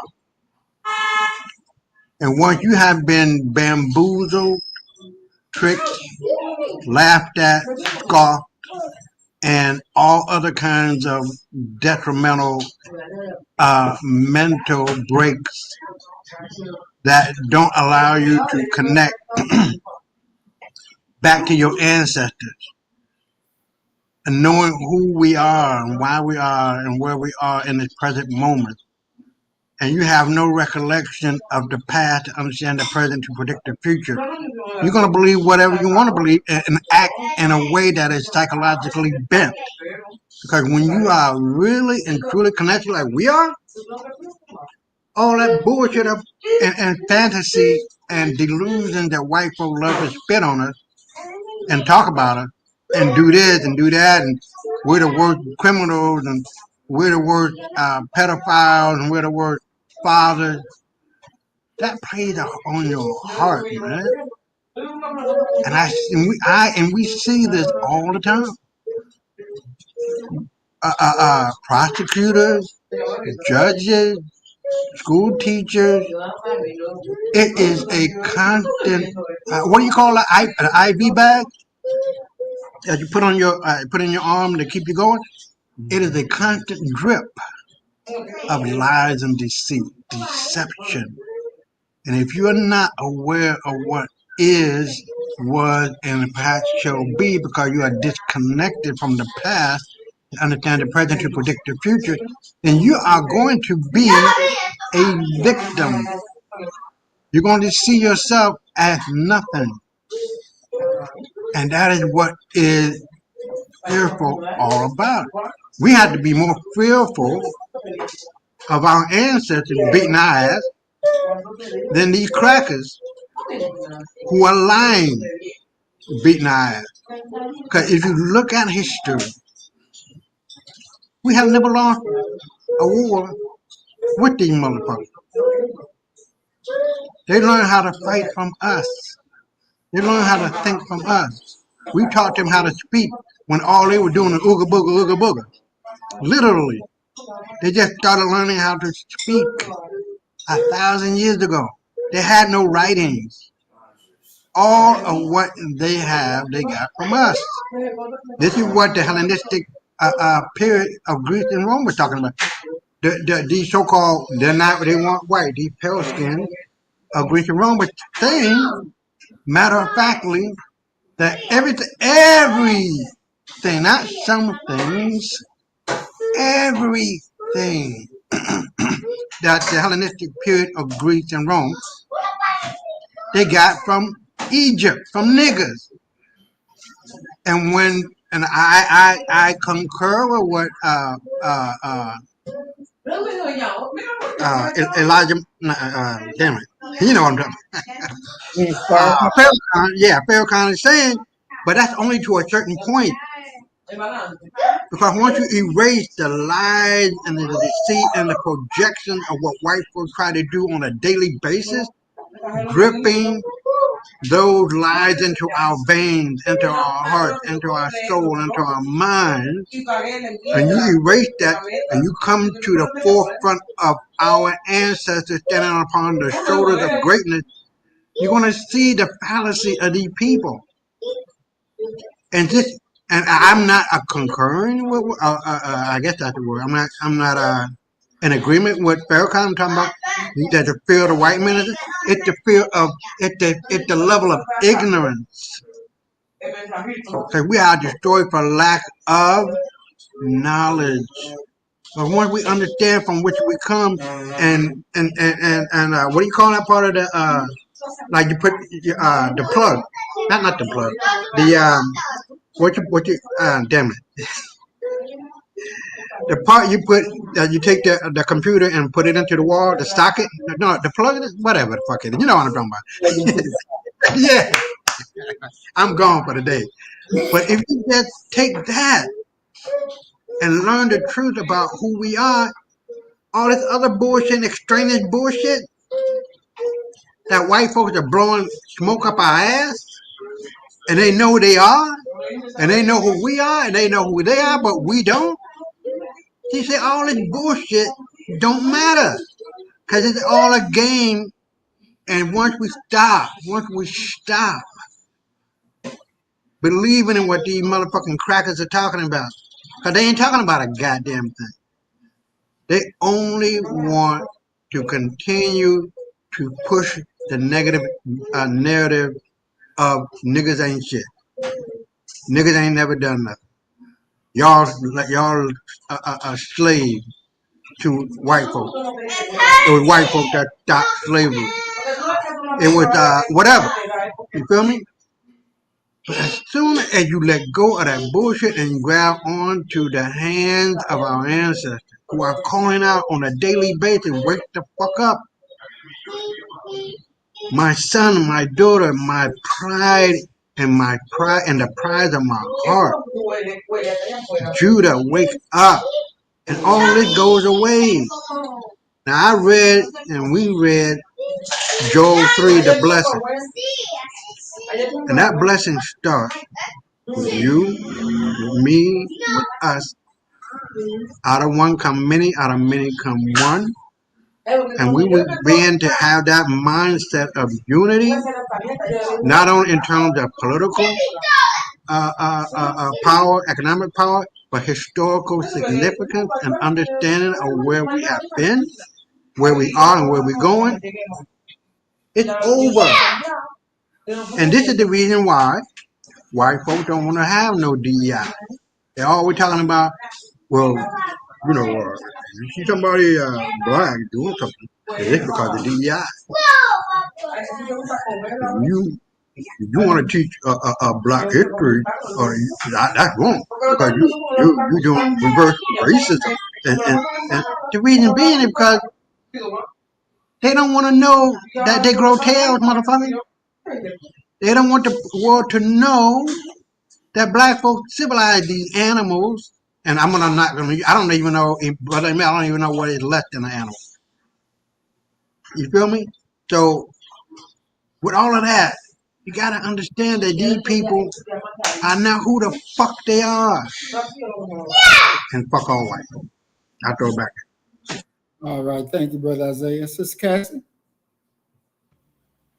Get back to my fear thing now.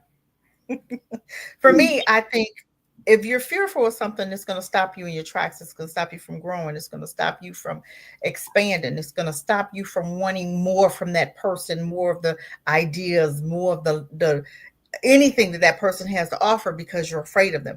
You see, most Black people are afraid of white folk. They won't even hit back. They're afraid of offending white folk, afraid of going to jail, afraid of dying. They don't want change enough. When you won't change, fear not. I don't have time to be fearful. You don't have time to be fearful of people that's in control of you, that's killing you, that's murdering you. You got to get out of that, get your shit together, and let's kick some butt and let's mean it and let's grow and let's do what we need to do to shut it down. Because if I'm fearful, I'm going to be paralyzed. What am I going to do? I'm too scared to move. I'm too scared to, they may do something. They may say something. No, I don't have time to be fearful. We got business to tend to. Fear, it paralyzes people. It stops you from doing anything about the situation. It stops you from moving forward because I'm scared of that person. I'm scared of what they're going to think. I'm scared of what they're going to say. I'm scared of what they're going to do. So let's do nothing. And that's where we are right now with Black people. We're doing absolutely nothing because of fear to me. That could be another reason for you guys, but for me, because they see us doing this, and it makes people fearful right now because we talking. Because what are they thinking? Oh my God, what are they gonna do? Oh my God, they're gonna make us. They're gonna make. Remember back in the day, Moses, he was stepping up, and they said, "Hold on, wait a minute, you gonna make it be harder for us." Remember, because Moses was putting ideas in their head, and what did they say? Stop, hold on, you're gonna make it hard for us. Mm-hmm. That's what they saying now. They scared. Black folks scared. It's going to take an act of God for us to do what we need to do to be free. And I rest my mic. Okay. Thank you, Sister Cassie. Now, this is what I'm going to say about it. Everybody knows that when you're dealing with the cracker and that white woman start crying, you in some trouble. Because they're about to be a goddamn response from her tears, right? That's fear. That's fear. When you have, we in Philly, Temple University is in North Philly, right?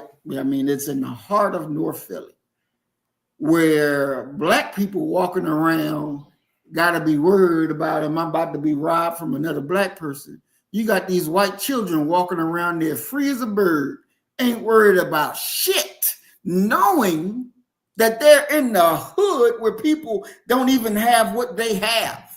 But they walk around drunk, this, that, and other, and ain't worried about being robbed, ain't worried about being beaten in the head, nothing.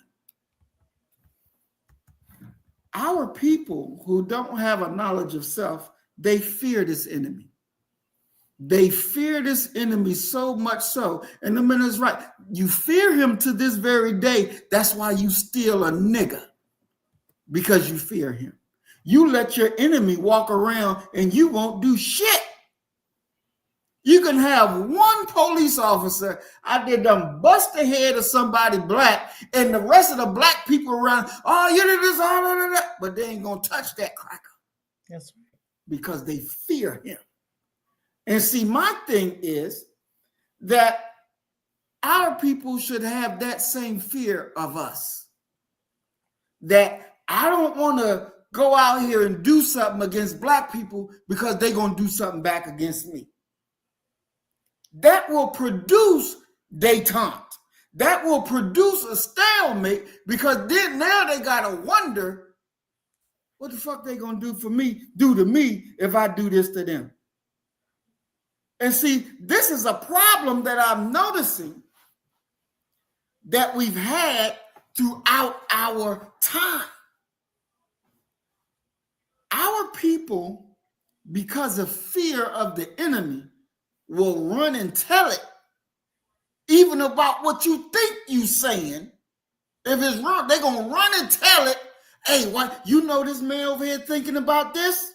You know this man over here talking about this? And because they fear, then they'll run and go tell it. And so many of black people that come to me and say, white folk ain't going to let you do this. White folk ain't going to let you do that. I said, I'm not worried about what the cracker going to let. They not going to stop me because I don't fear them. But our people fear them more than they fear us. That's how they can do to Fred Hampton what was done. They ain't had no fear of what the Panthers was going to do when it's found out that a black man sold them out. They ain't had no fear of that. No fear was there. And when we watch what was done, and this is the thing, Fred Hampton, he got white folks together. He got the Indians together. He got these folks together. But none of them, when the enemy killed them, there was no response. It went on like people cried, but it went on like it's another day. Well, no police walking around in fear, we done killed this Panther leader, that now they're going to respond. There was no fear of that. And this is where we've made our mistake. Because we didn't hold them accountable, that we didn't put fear in them. And we should. Because they fear the cracker, so they'll do the cracker bidding. So when the cracker send them amongst us, they'll do the bidding of the enemy. But when they understand, you come amongst us to do that, we will kill you and your whole damn family. When they understand what that price is, then they'll stop doing it. Because the price is too deep, it's too steep. So we gotta stick fear in them. They have to be afraid of what our response will be. How do you think with the police and the NOI that now if somebody called the police and something is happening in the mosque, the police got to get permission before they go in there? Because what? The NOI has killed them and know that they will kill them again. Let them rush up in there and see what happens. So we got to be able to understand that until we teach our people what is right, they got to fear us, that if they do wrong by us, there's going to be a price. And so that they'll understand that price, I don't want to pay that price. See, when we look at Fannie Lou Hamer and those men, those black men that whooped them, there was no fear. If I whoop this black woman, what the black community gonna do to me? There was no fear in them. But it was fear that these white folks gonna do something to me if I don't beat these black women. See, there was no fear in when they got to Emmett Till, and there were black men that was aiding and abetting the white men. There was no fear in those black men of what the black community would do when it's known what you have done. There was no fear in that. We gotta put fear into our people that when you cross us and do the bidding of the enemy, you're gonna pay a price. So we need to make them fearful of what we're going to do because you wronged us. They're not afraid of our person. They're afraid of doing wrong to us, and that fear will protect us because they'll say, no, I'm not going in there as no agent because what they're going to do to me is worse than anything that you could do to me. This is where we have to make everybody understand you're going to pay a price for that result. And this is why we say that we're going to whoop enough ass that everybody going to do right. Because now you know there's a price to be paid for doing us wrong. And they will run from that price. They don't want to pay that price. We have to use that tool correctly, and it will get us the proper results. What's your thoughts on that, Sister Cassie? Okay, because I was just listening to what you said. Is it more of fear or is it more of a consequence and more of justice? For me, I'm looking at it. I understand the way you're looking at it, but for me, it's more of a consequence than a fear. You have to know that if you touch this person here, if you do this, the consequence of that is this right here. I think it's more of a consequence than more of a fear, knowing that I know that I'm gonna have to pay the price if I do blah blah blah blah blah. Just like, okay, prime example, we know that there's a consequence when we go and hit those white children, right? It's not that we afraid of the white kids. We know that there's a consequence. There's a difference. Fear Well, is still afraid because you don't want to meet that consequence. But no matter how we frame it, fear is still there. okay. It is still there because you don't want to face that consequence. That's fear. That's fear because I know something is going to come down and I don't want to pay that price. So shit, I'm going to let them motherfuckers walk around here, do what they do, and I ain't going to fucking touch them. But that black nigga over there, I'm about to go rob that nigga and go eat that McDonald's money that he got in his pocket. Wow, that is crazy though. But that's what it is. That is crazy. How did that come about? How do we reverse that? I remember back in the day, they were scared. White folks were scared of us. Back in the day, what happened? What happened? Where did it change? It changed and we don't even know it changed. Because it changed because we wanted to fit in. We wanted to be more white than whites. So that meant that we had to be very, very nonviolent. It means that we had to be very, we want to fit in. And so in order to fit in, we got to give in to cowardice because that's exactly what has happened. We've given in to cowardice. And so we don't say what need to be said because that's going to ostracize us and that's going to keep us outside of the favor of white folk. Right. And there it is. There it is. Okay. Man, they trained us well, huh? Yes, we didn't have that problem when we were over there working in our own business. So we didn't have that problem because they knew that ain't nothing they could offer us because we already had it. So when they took all of that away, now we could pretty much get them to do anything we need them to do. Mute your mic, Isaiah. Mute your mic, baby. Oh, I'm sorry. But see, we have to understand that they changed the ball game when we start working under them. Mm-hmm. We had our own. They knew that they didn't have nothing to offer us because we already had our homes and our jobs and businesses and money and stuff. So when they took that away, and that was what they did on purpose, then we can get them niggas to do anything we want them to do. That was a mind game. They did a mind game on us. And they hired MLK to do it. That's the sad part about it. They used our own. Can I say something? Yeah, I'm just now thinking that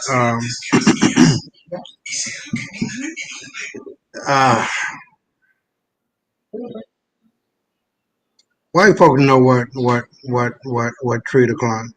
They're not dumb. They know not to go into that I know of in America with the KKK and talking about nigger. They're in Chicago, on the south side of Chicago, or in LA, or wherever the case may be. And when white folks come here to the Dominican Republic, they're not bringing all that bullshit. They know how far to go. They know where they can do that bullshit at. And they know, especially the consequences here, because I was coming home one time, and you put your bags in the machine and go, and the white guy was talking about some bullshit, And I told the Dominican guy that was working the machine, not verbally, but through eye contact, because the white guy was talking about more or less, from what I can remember, like do this, do that. And he didn't say it, but like, I'm white, you need to get. So I looked at the brother, and he looked at me. We know what the deal was. And as soon as we looked at each other, and the white guy looked at us, he shut the fuck up. So we know white folks are very, very fearful of us. I say that with with sincerity and with the seriousness of my heart. Because they know all this hate that they have put out is coming back to them, and it has come back to them, and it's just getting worse. They know that the world is waking up. And in that video with the Chinese guy, Charlie, that I sent to you, Brother Marie, he's telling you the world is sick of these motherfuckers. The world is sick and tired, sick and tired, sick and tired of these lame ass games that they play, where they want to be white supremacy and white superiority, because they're not supreme. Well, let me take that back. They are supreme. They are superior to black people in regard to being stupid, ignorant, and the worst fucking elements of the planet. They are superior in that way. But they have no integrity. They have no nothing. And once we see this, the game is up, man. There's absolutely no way they're gonna win, because they're dying, and Trump can't save them. I don't give a fuck what they say, how they say it, what they do, how they do it. It's over, man. And the world is going through a cleansing phase. They know this. That's why white women are trying to get with black guys, white guys trying to get with black women to have their baby and keep their seed going.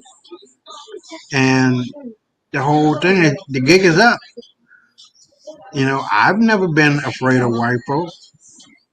I have never seen a black person in my family, in my neighborhood, and I never seen y'all the boss. I be good, nigga. I never seen that. Now, when it comes to me, in the 70s and 80s and 90s, I did not allow to be disrespected, man.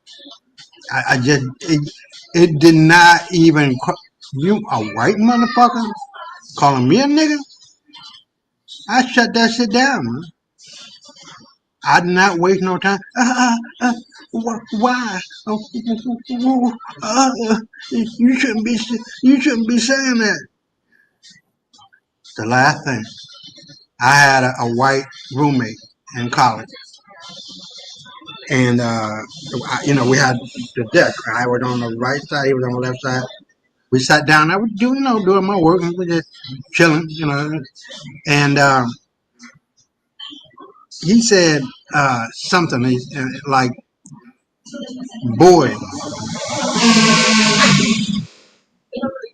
I looked at him for excuse the noise.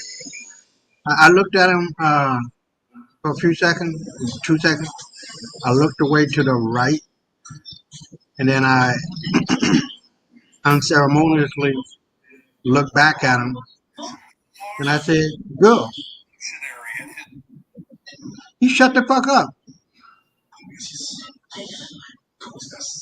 So don't play into this weak ass mind game that white folks love to play with niggas. If you fall for it, you fall for it. You the nigga. Don't slap the shit out of them. You know what I mean? And that's all that needs to be done. And they sure enough they sure enough know who they are and what they are and what they're not. They're not Jew. They're not the bringers of civilization. They're not the creators of all the civilization on the planet. They can't even count. They can't even point to one because they don't have none. I throw it back at you.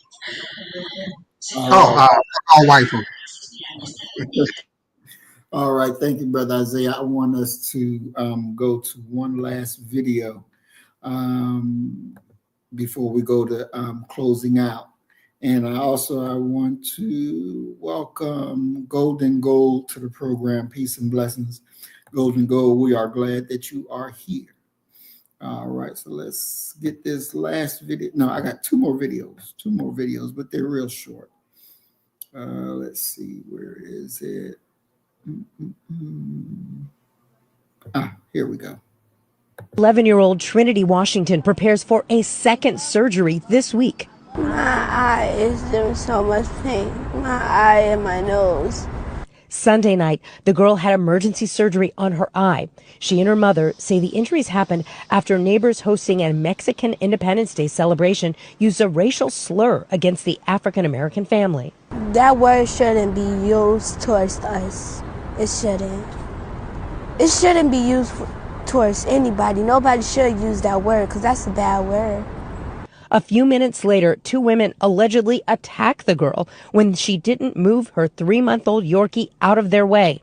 The 6th grade honor student and cheer captain named her puppy Barbie. Washington and her mom say Barbie was stepped on by one of the women but survived.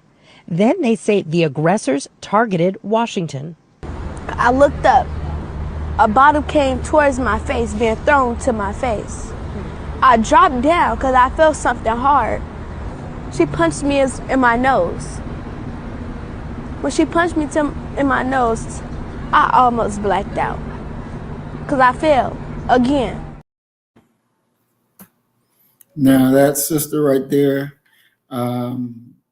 if I'm not mistaken, she was beat up. It wasn't by white women. It was them brown folk, right?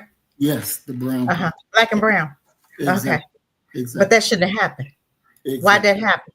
Where's the consequences for that? That's why they did it, because they know that black folk is not going to take up for her. Black folk not coming. Black folk not showing up. But I'm going to tell you what, if them black folk had to did them like that, their asses would have showed up at their property that same night. But this is the reason why they get away with. We're in the position that we are. For one, nobody ever comes. We don't come for each other, and don't nobody else come for us either. Now you got people like Candace Owens that'll sit up there and talk against her own for white folk, right? White folk love that. She's never faced any consequences. But I guarantee you, if some black folk had showed up and they'd have done what they need to do to them black women, because I'm gonna tell you, wouldn't have been my daughter. I guarantee, I swear, wouldn't have been my baby. Trust and believe that. Trust and believe that. And they would have known that, because I would have gave off that energy long before now. It wouldn't have been no black and brown, nothing. And that's how you have to do it. You have to establish your ground in the beginning. The mama, I guarantee you, hey y'all, how y'all doing? Shut up. Them ain't your friends. I'm gonna tell you something that I was just looking at my Facebook, right, and I had commented on something. Got a white guy talking about how we need to be friends. Bitch, I don't want to be friends with you. My page is not a black white folk. I don't want to be friends with you. What the hell you think this is? Tell me, I like your comments. You wouldn't like my page because it's all about you. Okay? I'm just saying. Excuse you. I don't have no white friends. I don't need white friends. Tell me, can we? No, hell no, we can't be friends. What the hell are you talking? No, we can't be friends. Get the hell out of here. Mm-hmm. But see, you have to establish that in the beginning. You establish that day one. But I'm gonna rest with that. But that video just got me, just took me over the top. Because I'm gonna tell you what, Lucy would have been all out, candy bars and all. Mm-hmm. You're not gonna sit up there. That's a threat to me. You threatening me and mine. Mm-hmm. Over here on this property. I don't give a damn. That's a dog. What the hell that 3-month-old dog gonna do to you? You understand what I'm saying? That was an excuse to flex. Come on over here and flex. They wouldn't have flexed no more. Yep. I guarantee that. Exactly. That's crazy stuff. We get in situations because of us. We don't never go and set stuff straight. We don't never have. Where's her family? Where's the brothers? Where's the aunts? Where's the cousins? Excuse me. I remember a time we would have had everybody at the house. Come on, girl. We got some business. One phone call and everybody, the family would have been up there. Where's that at? I'm telling you, getting with these devils has ruined black folk. We don't do nothing with each other. We don't have family reunions no more. We don't have nothing. We don't even go to the Y and play. All that's shut down.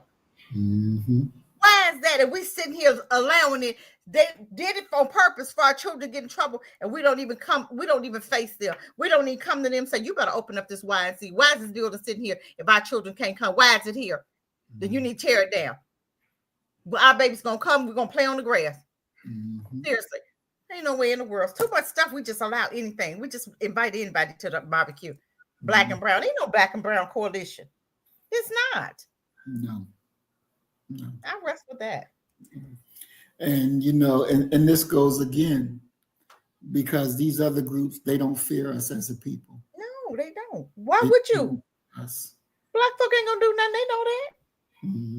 Black folk ain't doing nothing. We ain't show up for that little girl, did we? That's a shame. What are me and that? Well, sisters, what are cousins? I know you got some cousins that could have handled them Mexican women. We're gonna fight it out, and ain't nobody going to jail because I'm gonna beat your ass. Exactly. And I guarantee you won't come back over here. Mess with her again. Go on out there and play Barbie. Whatever the dog name is. Exactly. And so, it's destroying our future, because that little sister, beautiful, kind sister, she's not prepared to face this world. No, and that's a damn shame. That's a shame. We're not preparing them. We're not preparing our babies. We are not preparing our babies for the future. And I don't like what I'm seeing. We're the last Mohicans, Muhammad. If they don't come, if we don't birth some more warriors, boy, I hate to see what these black folk gonna be in the future. I don't even want to be here because it would just hurt me so bad just to see how coonish we are. And how them white folk gonna, if we don't, we got some folk that's ready, but them 2/3 they got to go. They got to go because they ain't gonna be no good for nobody. No, they gotta go. I rest with that. No, but Isaiah, did you want to add anything before we move to our last video? Yeah, I'll say this. Times have changed, you know what I mean? When I was a kid growing up, I lived in an all-black neighborhood, and then I lived amongst Hispanic and black. And those times were, I wouldn't say the best of times for me. Not to say I had any problem with the Hispanic or Latino so-called people. I didn't. But the nature, tenor, and tone of Hispanics and black, it just has changed more into something that either was already there and it's just coming out, or that it is a reflection of wanting to be close to white proximity, meaning that I would do anything and everything, just let me be white. And that's a problem. And I think the latter plays more of it than it is anything else, because when I was a kid and experiencing, these Hispanic people, they understood that they're not white, and that they, for whatever lack of wording, did not like or did not appreciate, did not have no love for white folk, because they know that they were getting it too, you know.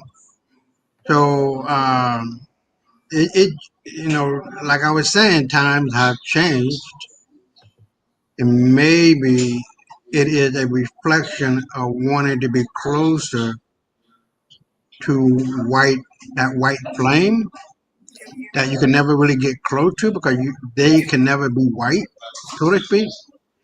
And that, to me, it is all based in stereotype, false imagery in people's minds and hearts based on lies and deceit. And so instead of being seen as mixing with black people who are at the bottom, so to speak, you want to like separate yourself and don't want to be getting all the hard uh,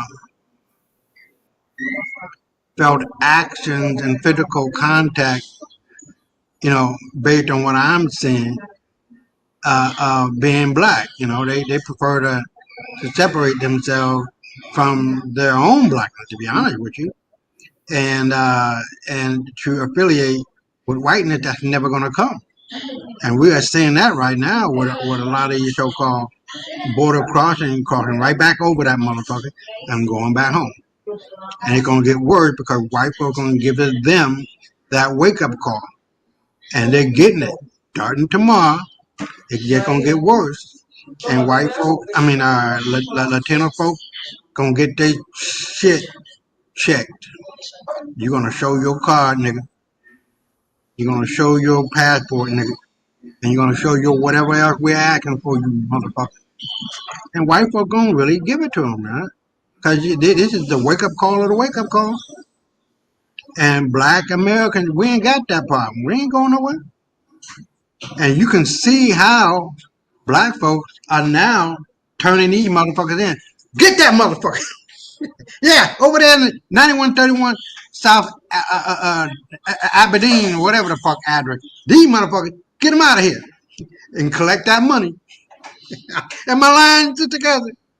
We turning on these motherfuckers. We're turning them in, out, in, and up. So there is no love lost between black folks and the wannabe Latino fake ass bitches. And they ain't gonna get no love from white folks. They getting it right now. I'll throw it back at you. All right, thank you, Brother Isaiah. We're going to go to our last video, and this is a quick one. I don't believe I'm gonna die in no car wreck. I don't believe I'm gonna die sleeping on no ice. I don't believe I'm gonna die because I got a bad heart. I believe I'm gonna die doing what I was born for. I believe I'm gonna die high off the people. I'm gonna die for the people because I live for the people. I live for the people because I love the people. You can murder a liberator, but you can't murder liberation. You can murder a revolutionary, but you can't murder revolution. And you can murder a freedom fighter, but you can't murder freedom. All right, I'm going to play that one more time. I don't believe I'm gonna die in no car wreck. I don't believe I'm gonna die sleeping on no ice. I don't believe I'm gonna die because I got a bad heart. I believe I'm gonna die doing what I was born for. I believe I'm gonna die high off the people. I'm gonna die for the people because I live for the people. I live for the people because I love the people. You can murder a liberator, but you can't murder liberation. You can murder a revolutionary, but you can't murder revolution. And you can murder a freedom fighter, but you can't murder freedom.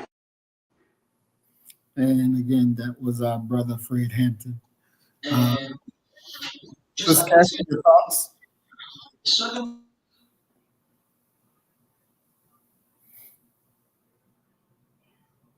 You on mute, Sister Cassie.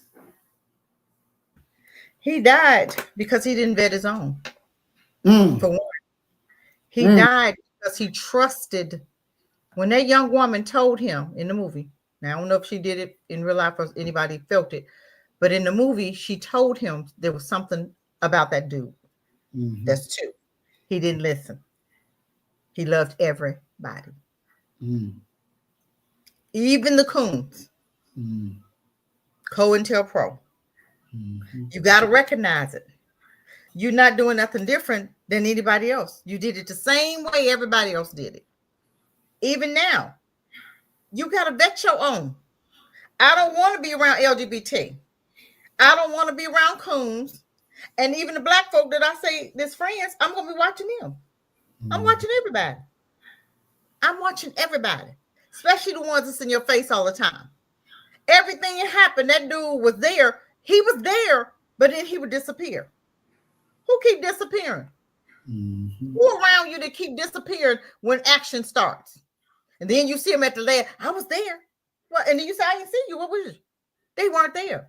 They gonna always show you who they really are. Because you can't fake. You can't fake. Your true self is always gonna come out. He didn't watch. He trusted everybody. Because in the movie, he started bringing everybody together. I don't want that. I can't trust everybody. I barely can trust my own, and I really don't want nobody else in the midst. Because how do you vet all them people? You got to be careful. You always have to have your head on a swivel. I don't care if you, especially when you got a group like that. You know they coming. Just like that dude in Africa. He went to the inauguration with a pistol, right? But he didn't go with the Russians, right? Don't get too comfortable with either China, Russia, or Ghana. You had a pistol with your brother, right? But Ghana can't be trusted either because you already know they sold out. But you shaking hands and you whispering each other. Come on, no. Ghana showed you what they was working with. You already know what Russia and China was working with. They can teach you whatever you need, get it, but you can't live. You got to go. I gotta hold you at a long handle. I can't have you around me all the time because it's gonna be somebody around that brother that's gonna get him. And I guarantee you, they talking to that top man right now. I rest my mic. Definitely, Brother Isaiah.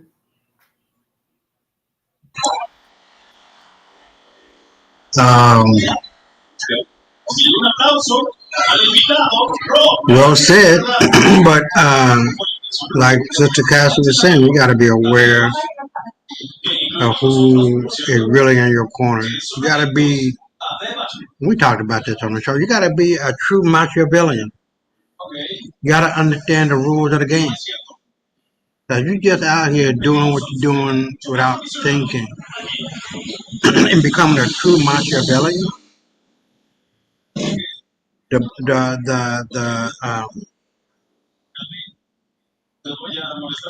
The curses and I don't want to say the curses and the blame, but the positive effects of following the rules of Machiavelli and what might happen if you don't fucking follow the rules.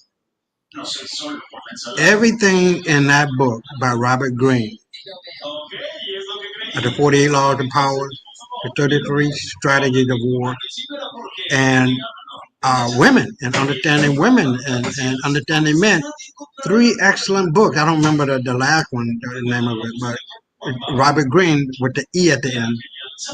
He did a very excellent job. And it's a slow read, but but it's not a boring read. And you got to be a true Machiavellian. If you don't, you're going to pay the price of what our brother paid with his life.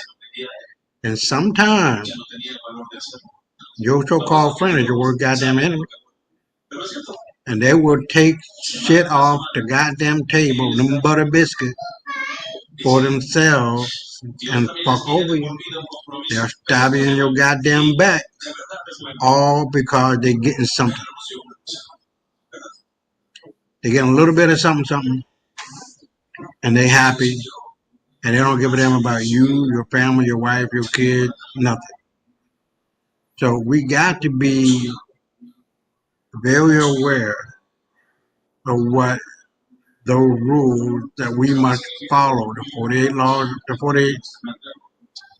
48 laws of power, and the 33 strategies of war. You got to be able to understand what that is. And we are definitely in a war, political, economic, spiritual, and physical. They are killing your nigga asses in the air, in the food, you name it. This is not no a conspiracy theory. They killing you niggas. They just killed 150 million people, white folks included, but 80% of them motherfuckers that died were white. Like we know better. So I am 100% in agreement with our brother, and that brother really played that part to the to the T. And it is so vital for us to understand that this ain't no motherfucking game. And if it is a game, it is fucking played for keeps. People are dying. I'm just now reading on X how BlackRock got its associates going around buying up the burnt up property. These people are killing motherfuckers and getting rich that way. They didn't get $12 trillion under management through hard work.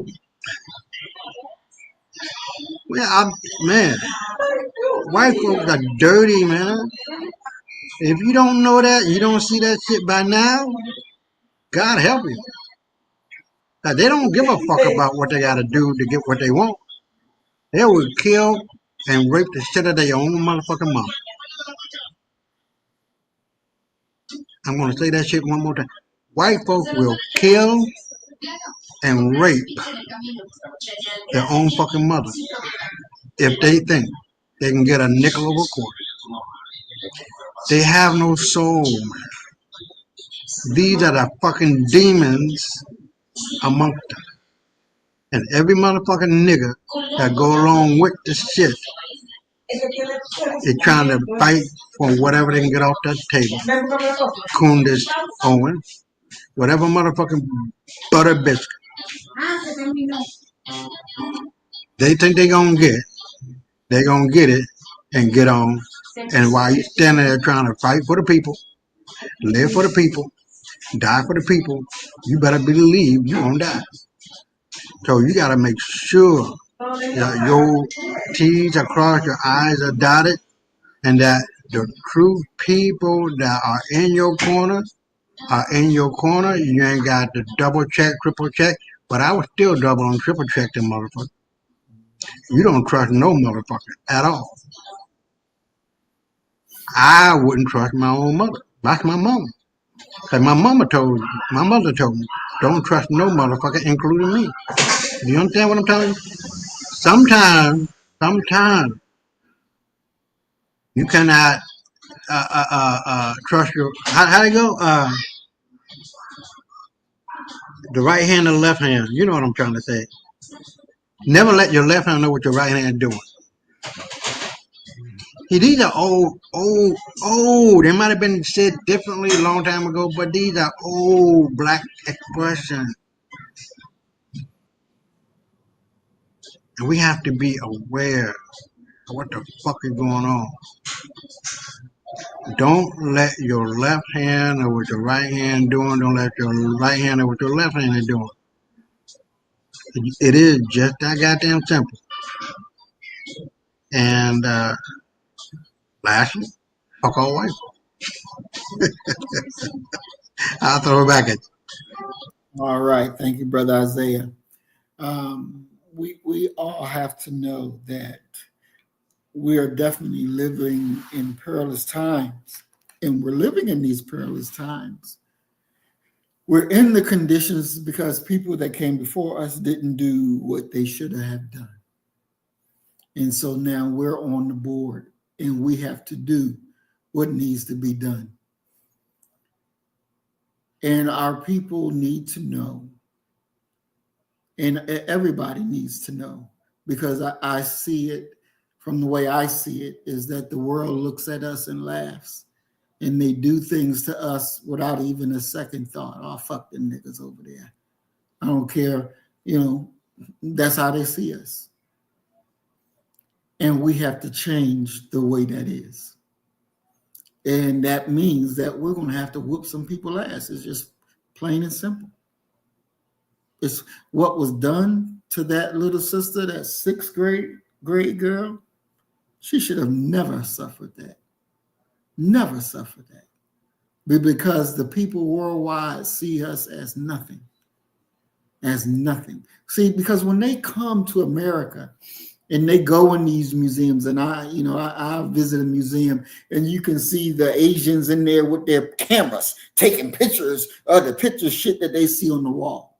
Because in their mind, they're saying, these niggas let them do this to them. Oh, yeah, we gonna be the next masters. We gonna conquer them niggas. And that's what they think. And we have to change that. We have to change that. And you change that not by sitting down at a table having a conversation with them, because they already don't hear what you're saying in the first place. You change that by whooping their ass. It's just that simple. It is violence, but it is violence that makes people understand that you can't be fucked with. It's violence. America wasn't built on being nice. America was violent to us. They were violent to each other. They were violent to the British because they meant what they said. So you have to be violent. Don't run from it. It is what it is. We didn't set the table. This is what it is that we got to deal with. And we can't deal with it by being nice and loving because they don't love us. You look at Martin Luther King. He wanted to be so much a brother to them. He didn't want to be a brother-in-law. He wanted to be their brother. And they put a bullet in his ass and spit in his face. They don't want to be your brother. Elon Musk don't want to be your brother. Trump don't want to be your brother. None of them want to be your brother. None of them. So stop asking. Don't be looking, oh, can I get a hug? Fuck that. We don't need that. This is wartime on an economic level. This is wartime on a political level. This is wartime on the social level. Every level is wartime. You have to watch, you have to be aware, and you have to strike. You have to strike. When they killed Brother Fred Hampton, they wasn't worried about somebody striking back. They knew that they could kill that nigga and nobody wasn't going to do a damn thing to them. They didn't have no fear. So they did what they did and stood back and watched. See, that cannot continue. There has to be answers. For every violation of our blackness, there has to be answers. It's just that simple. It's the world we live in. It's the world we live in. Every other race use it against us. Look here, when the China woman killed Latasha Harlins in LA, them Koreans wasn't saying, oh, we're gonna get you out of here. Da, da, da.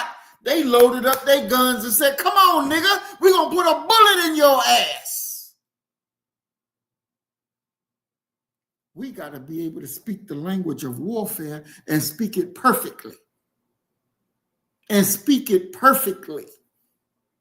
Because that's the language that's going to protect our people.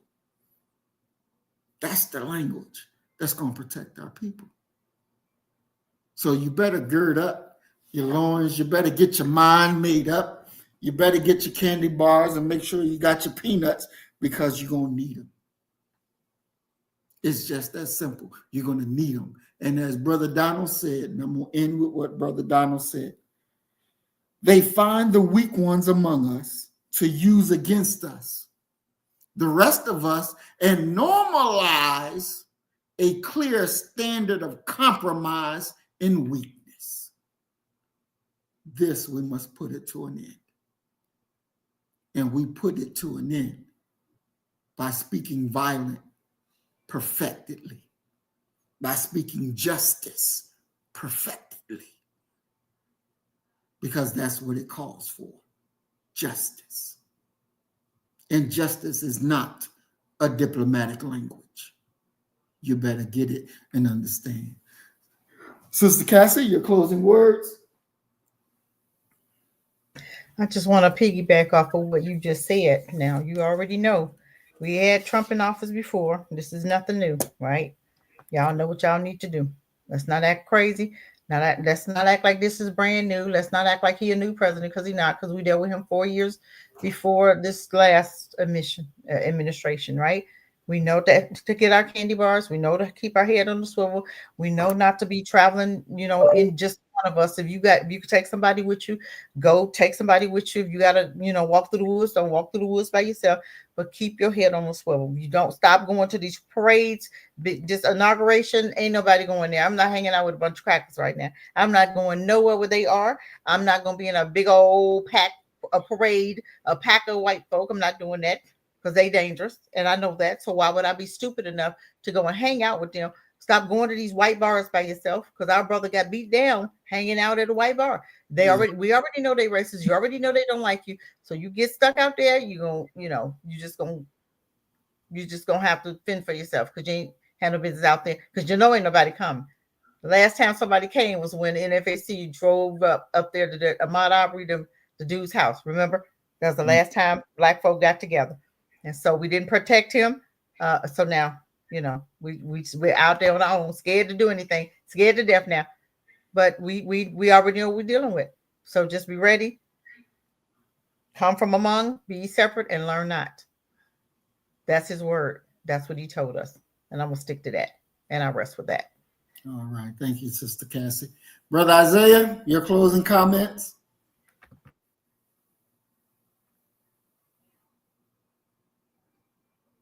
I'm sorry. Yeah, I had to use the little boy room. All right. So here we are, 2025, brand new year. And what do we do? Do we stand still and wait for somebody else to do something? Or do we be on that G shit? At some point, individually and collectively and individually, when your back is against the wall, there's nothing else you can do but fight. When your back is against the wall, there's nothing else you can do. There's no more talking. There's no it's time to get busy. And like our brother said, to go out like a G earth.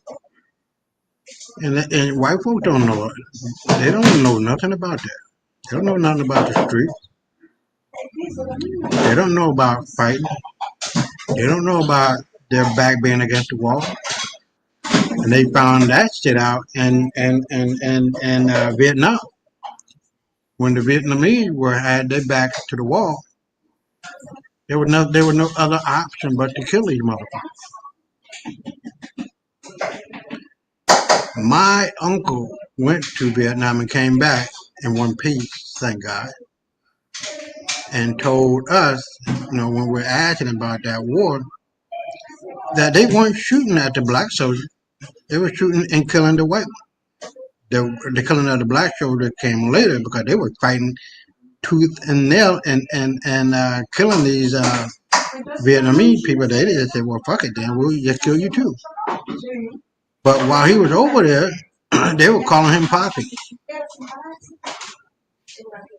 And the black soldiers, with all the respect, because they understood the Vietnamese people who we were, who we are. We are the father and mother of all civilization, including the Asian civilization, including the Vietnamese, and all of that over there, around the globe.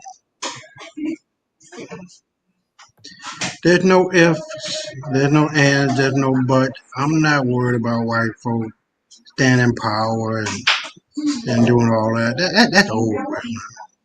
We've been through this two times before in Egypt and Greece and Rome, and now, after Spain, 3 strikes and you out. There's no more. Joel 3, no more.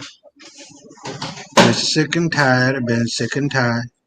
And like we said on this show many a time, I'm going to say it one more time and a million more times, that evil will always destroy itself in those who partake in it. Always, ALWAYS, and then always, ALLWAYS.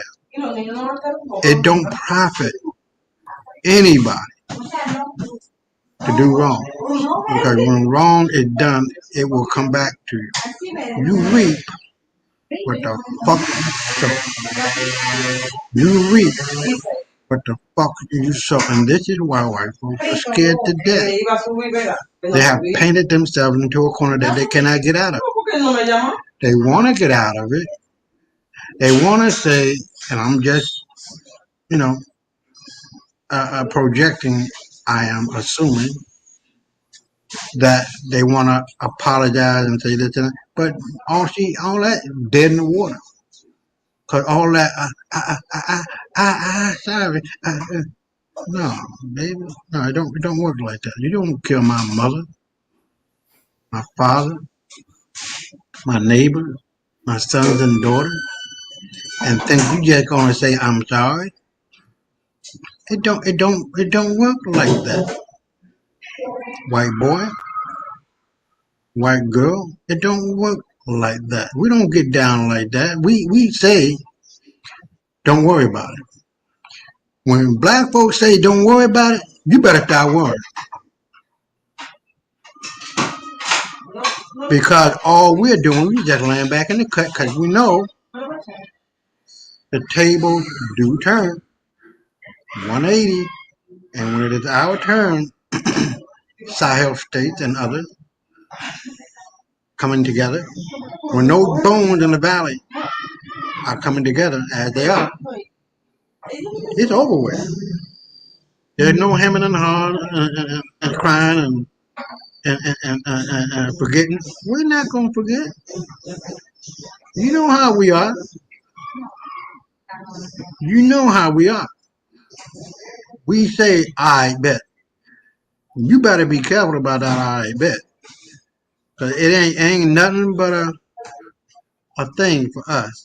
Because we know in the end, you're going to get that ass.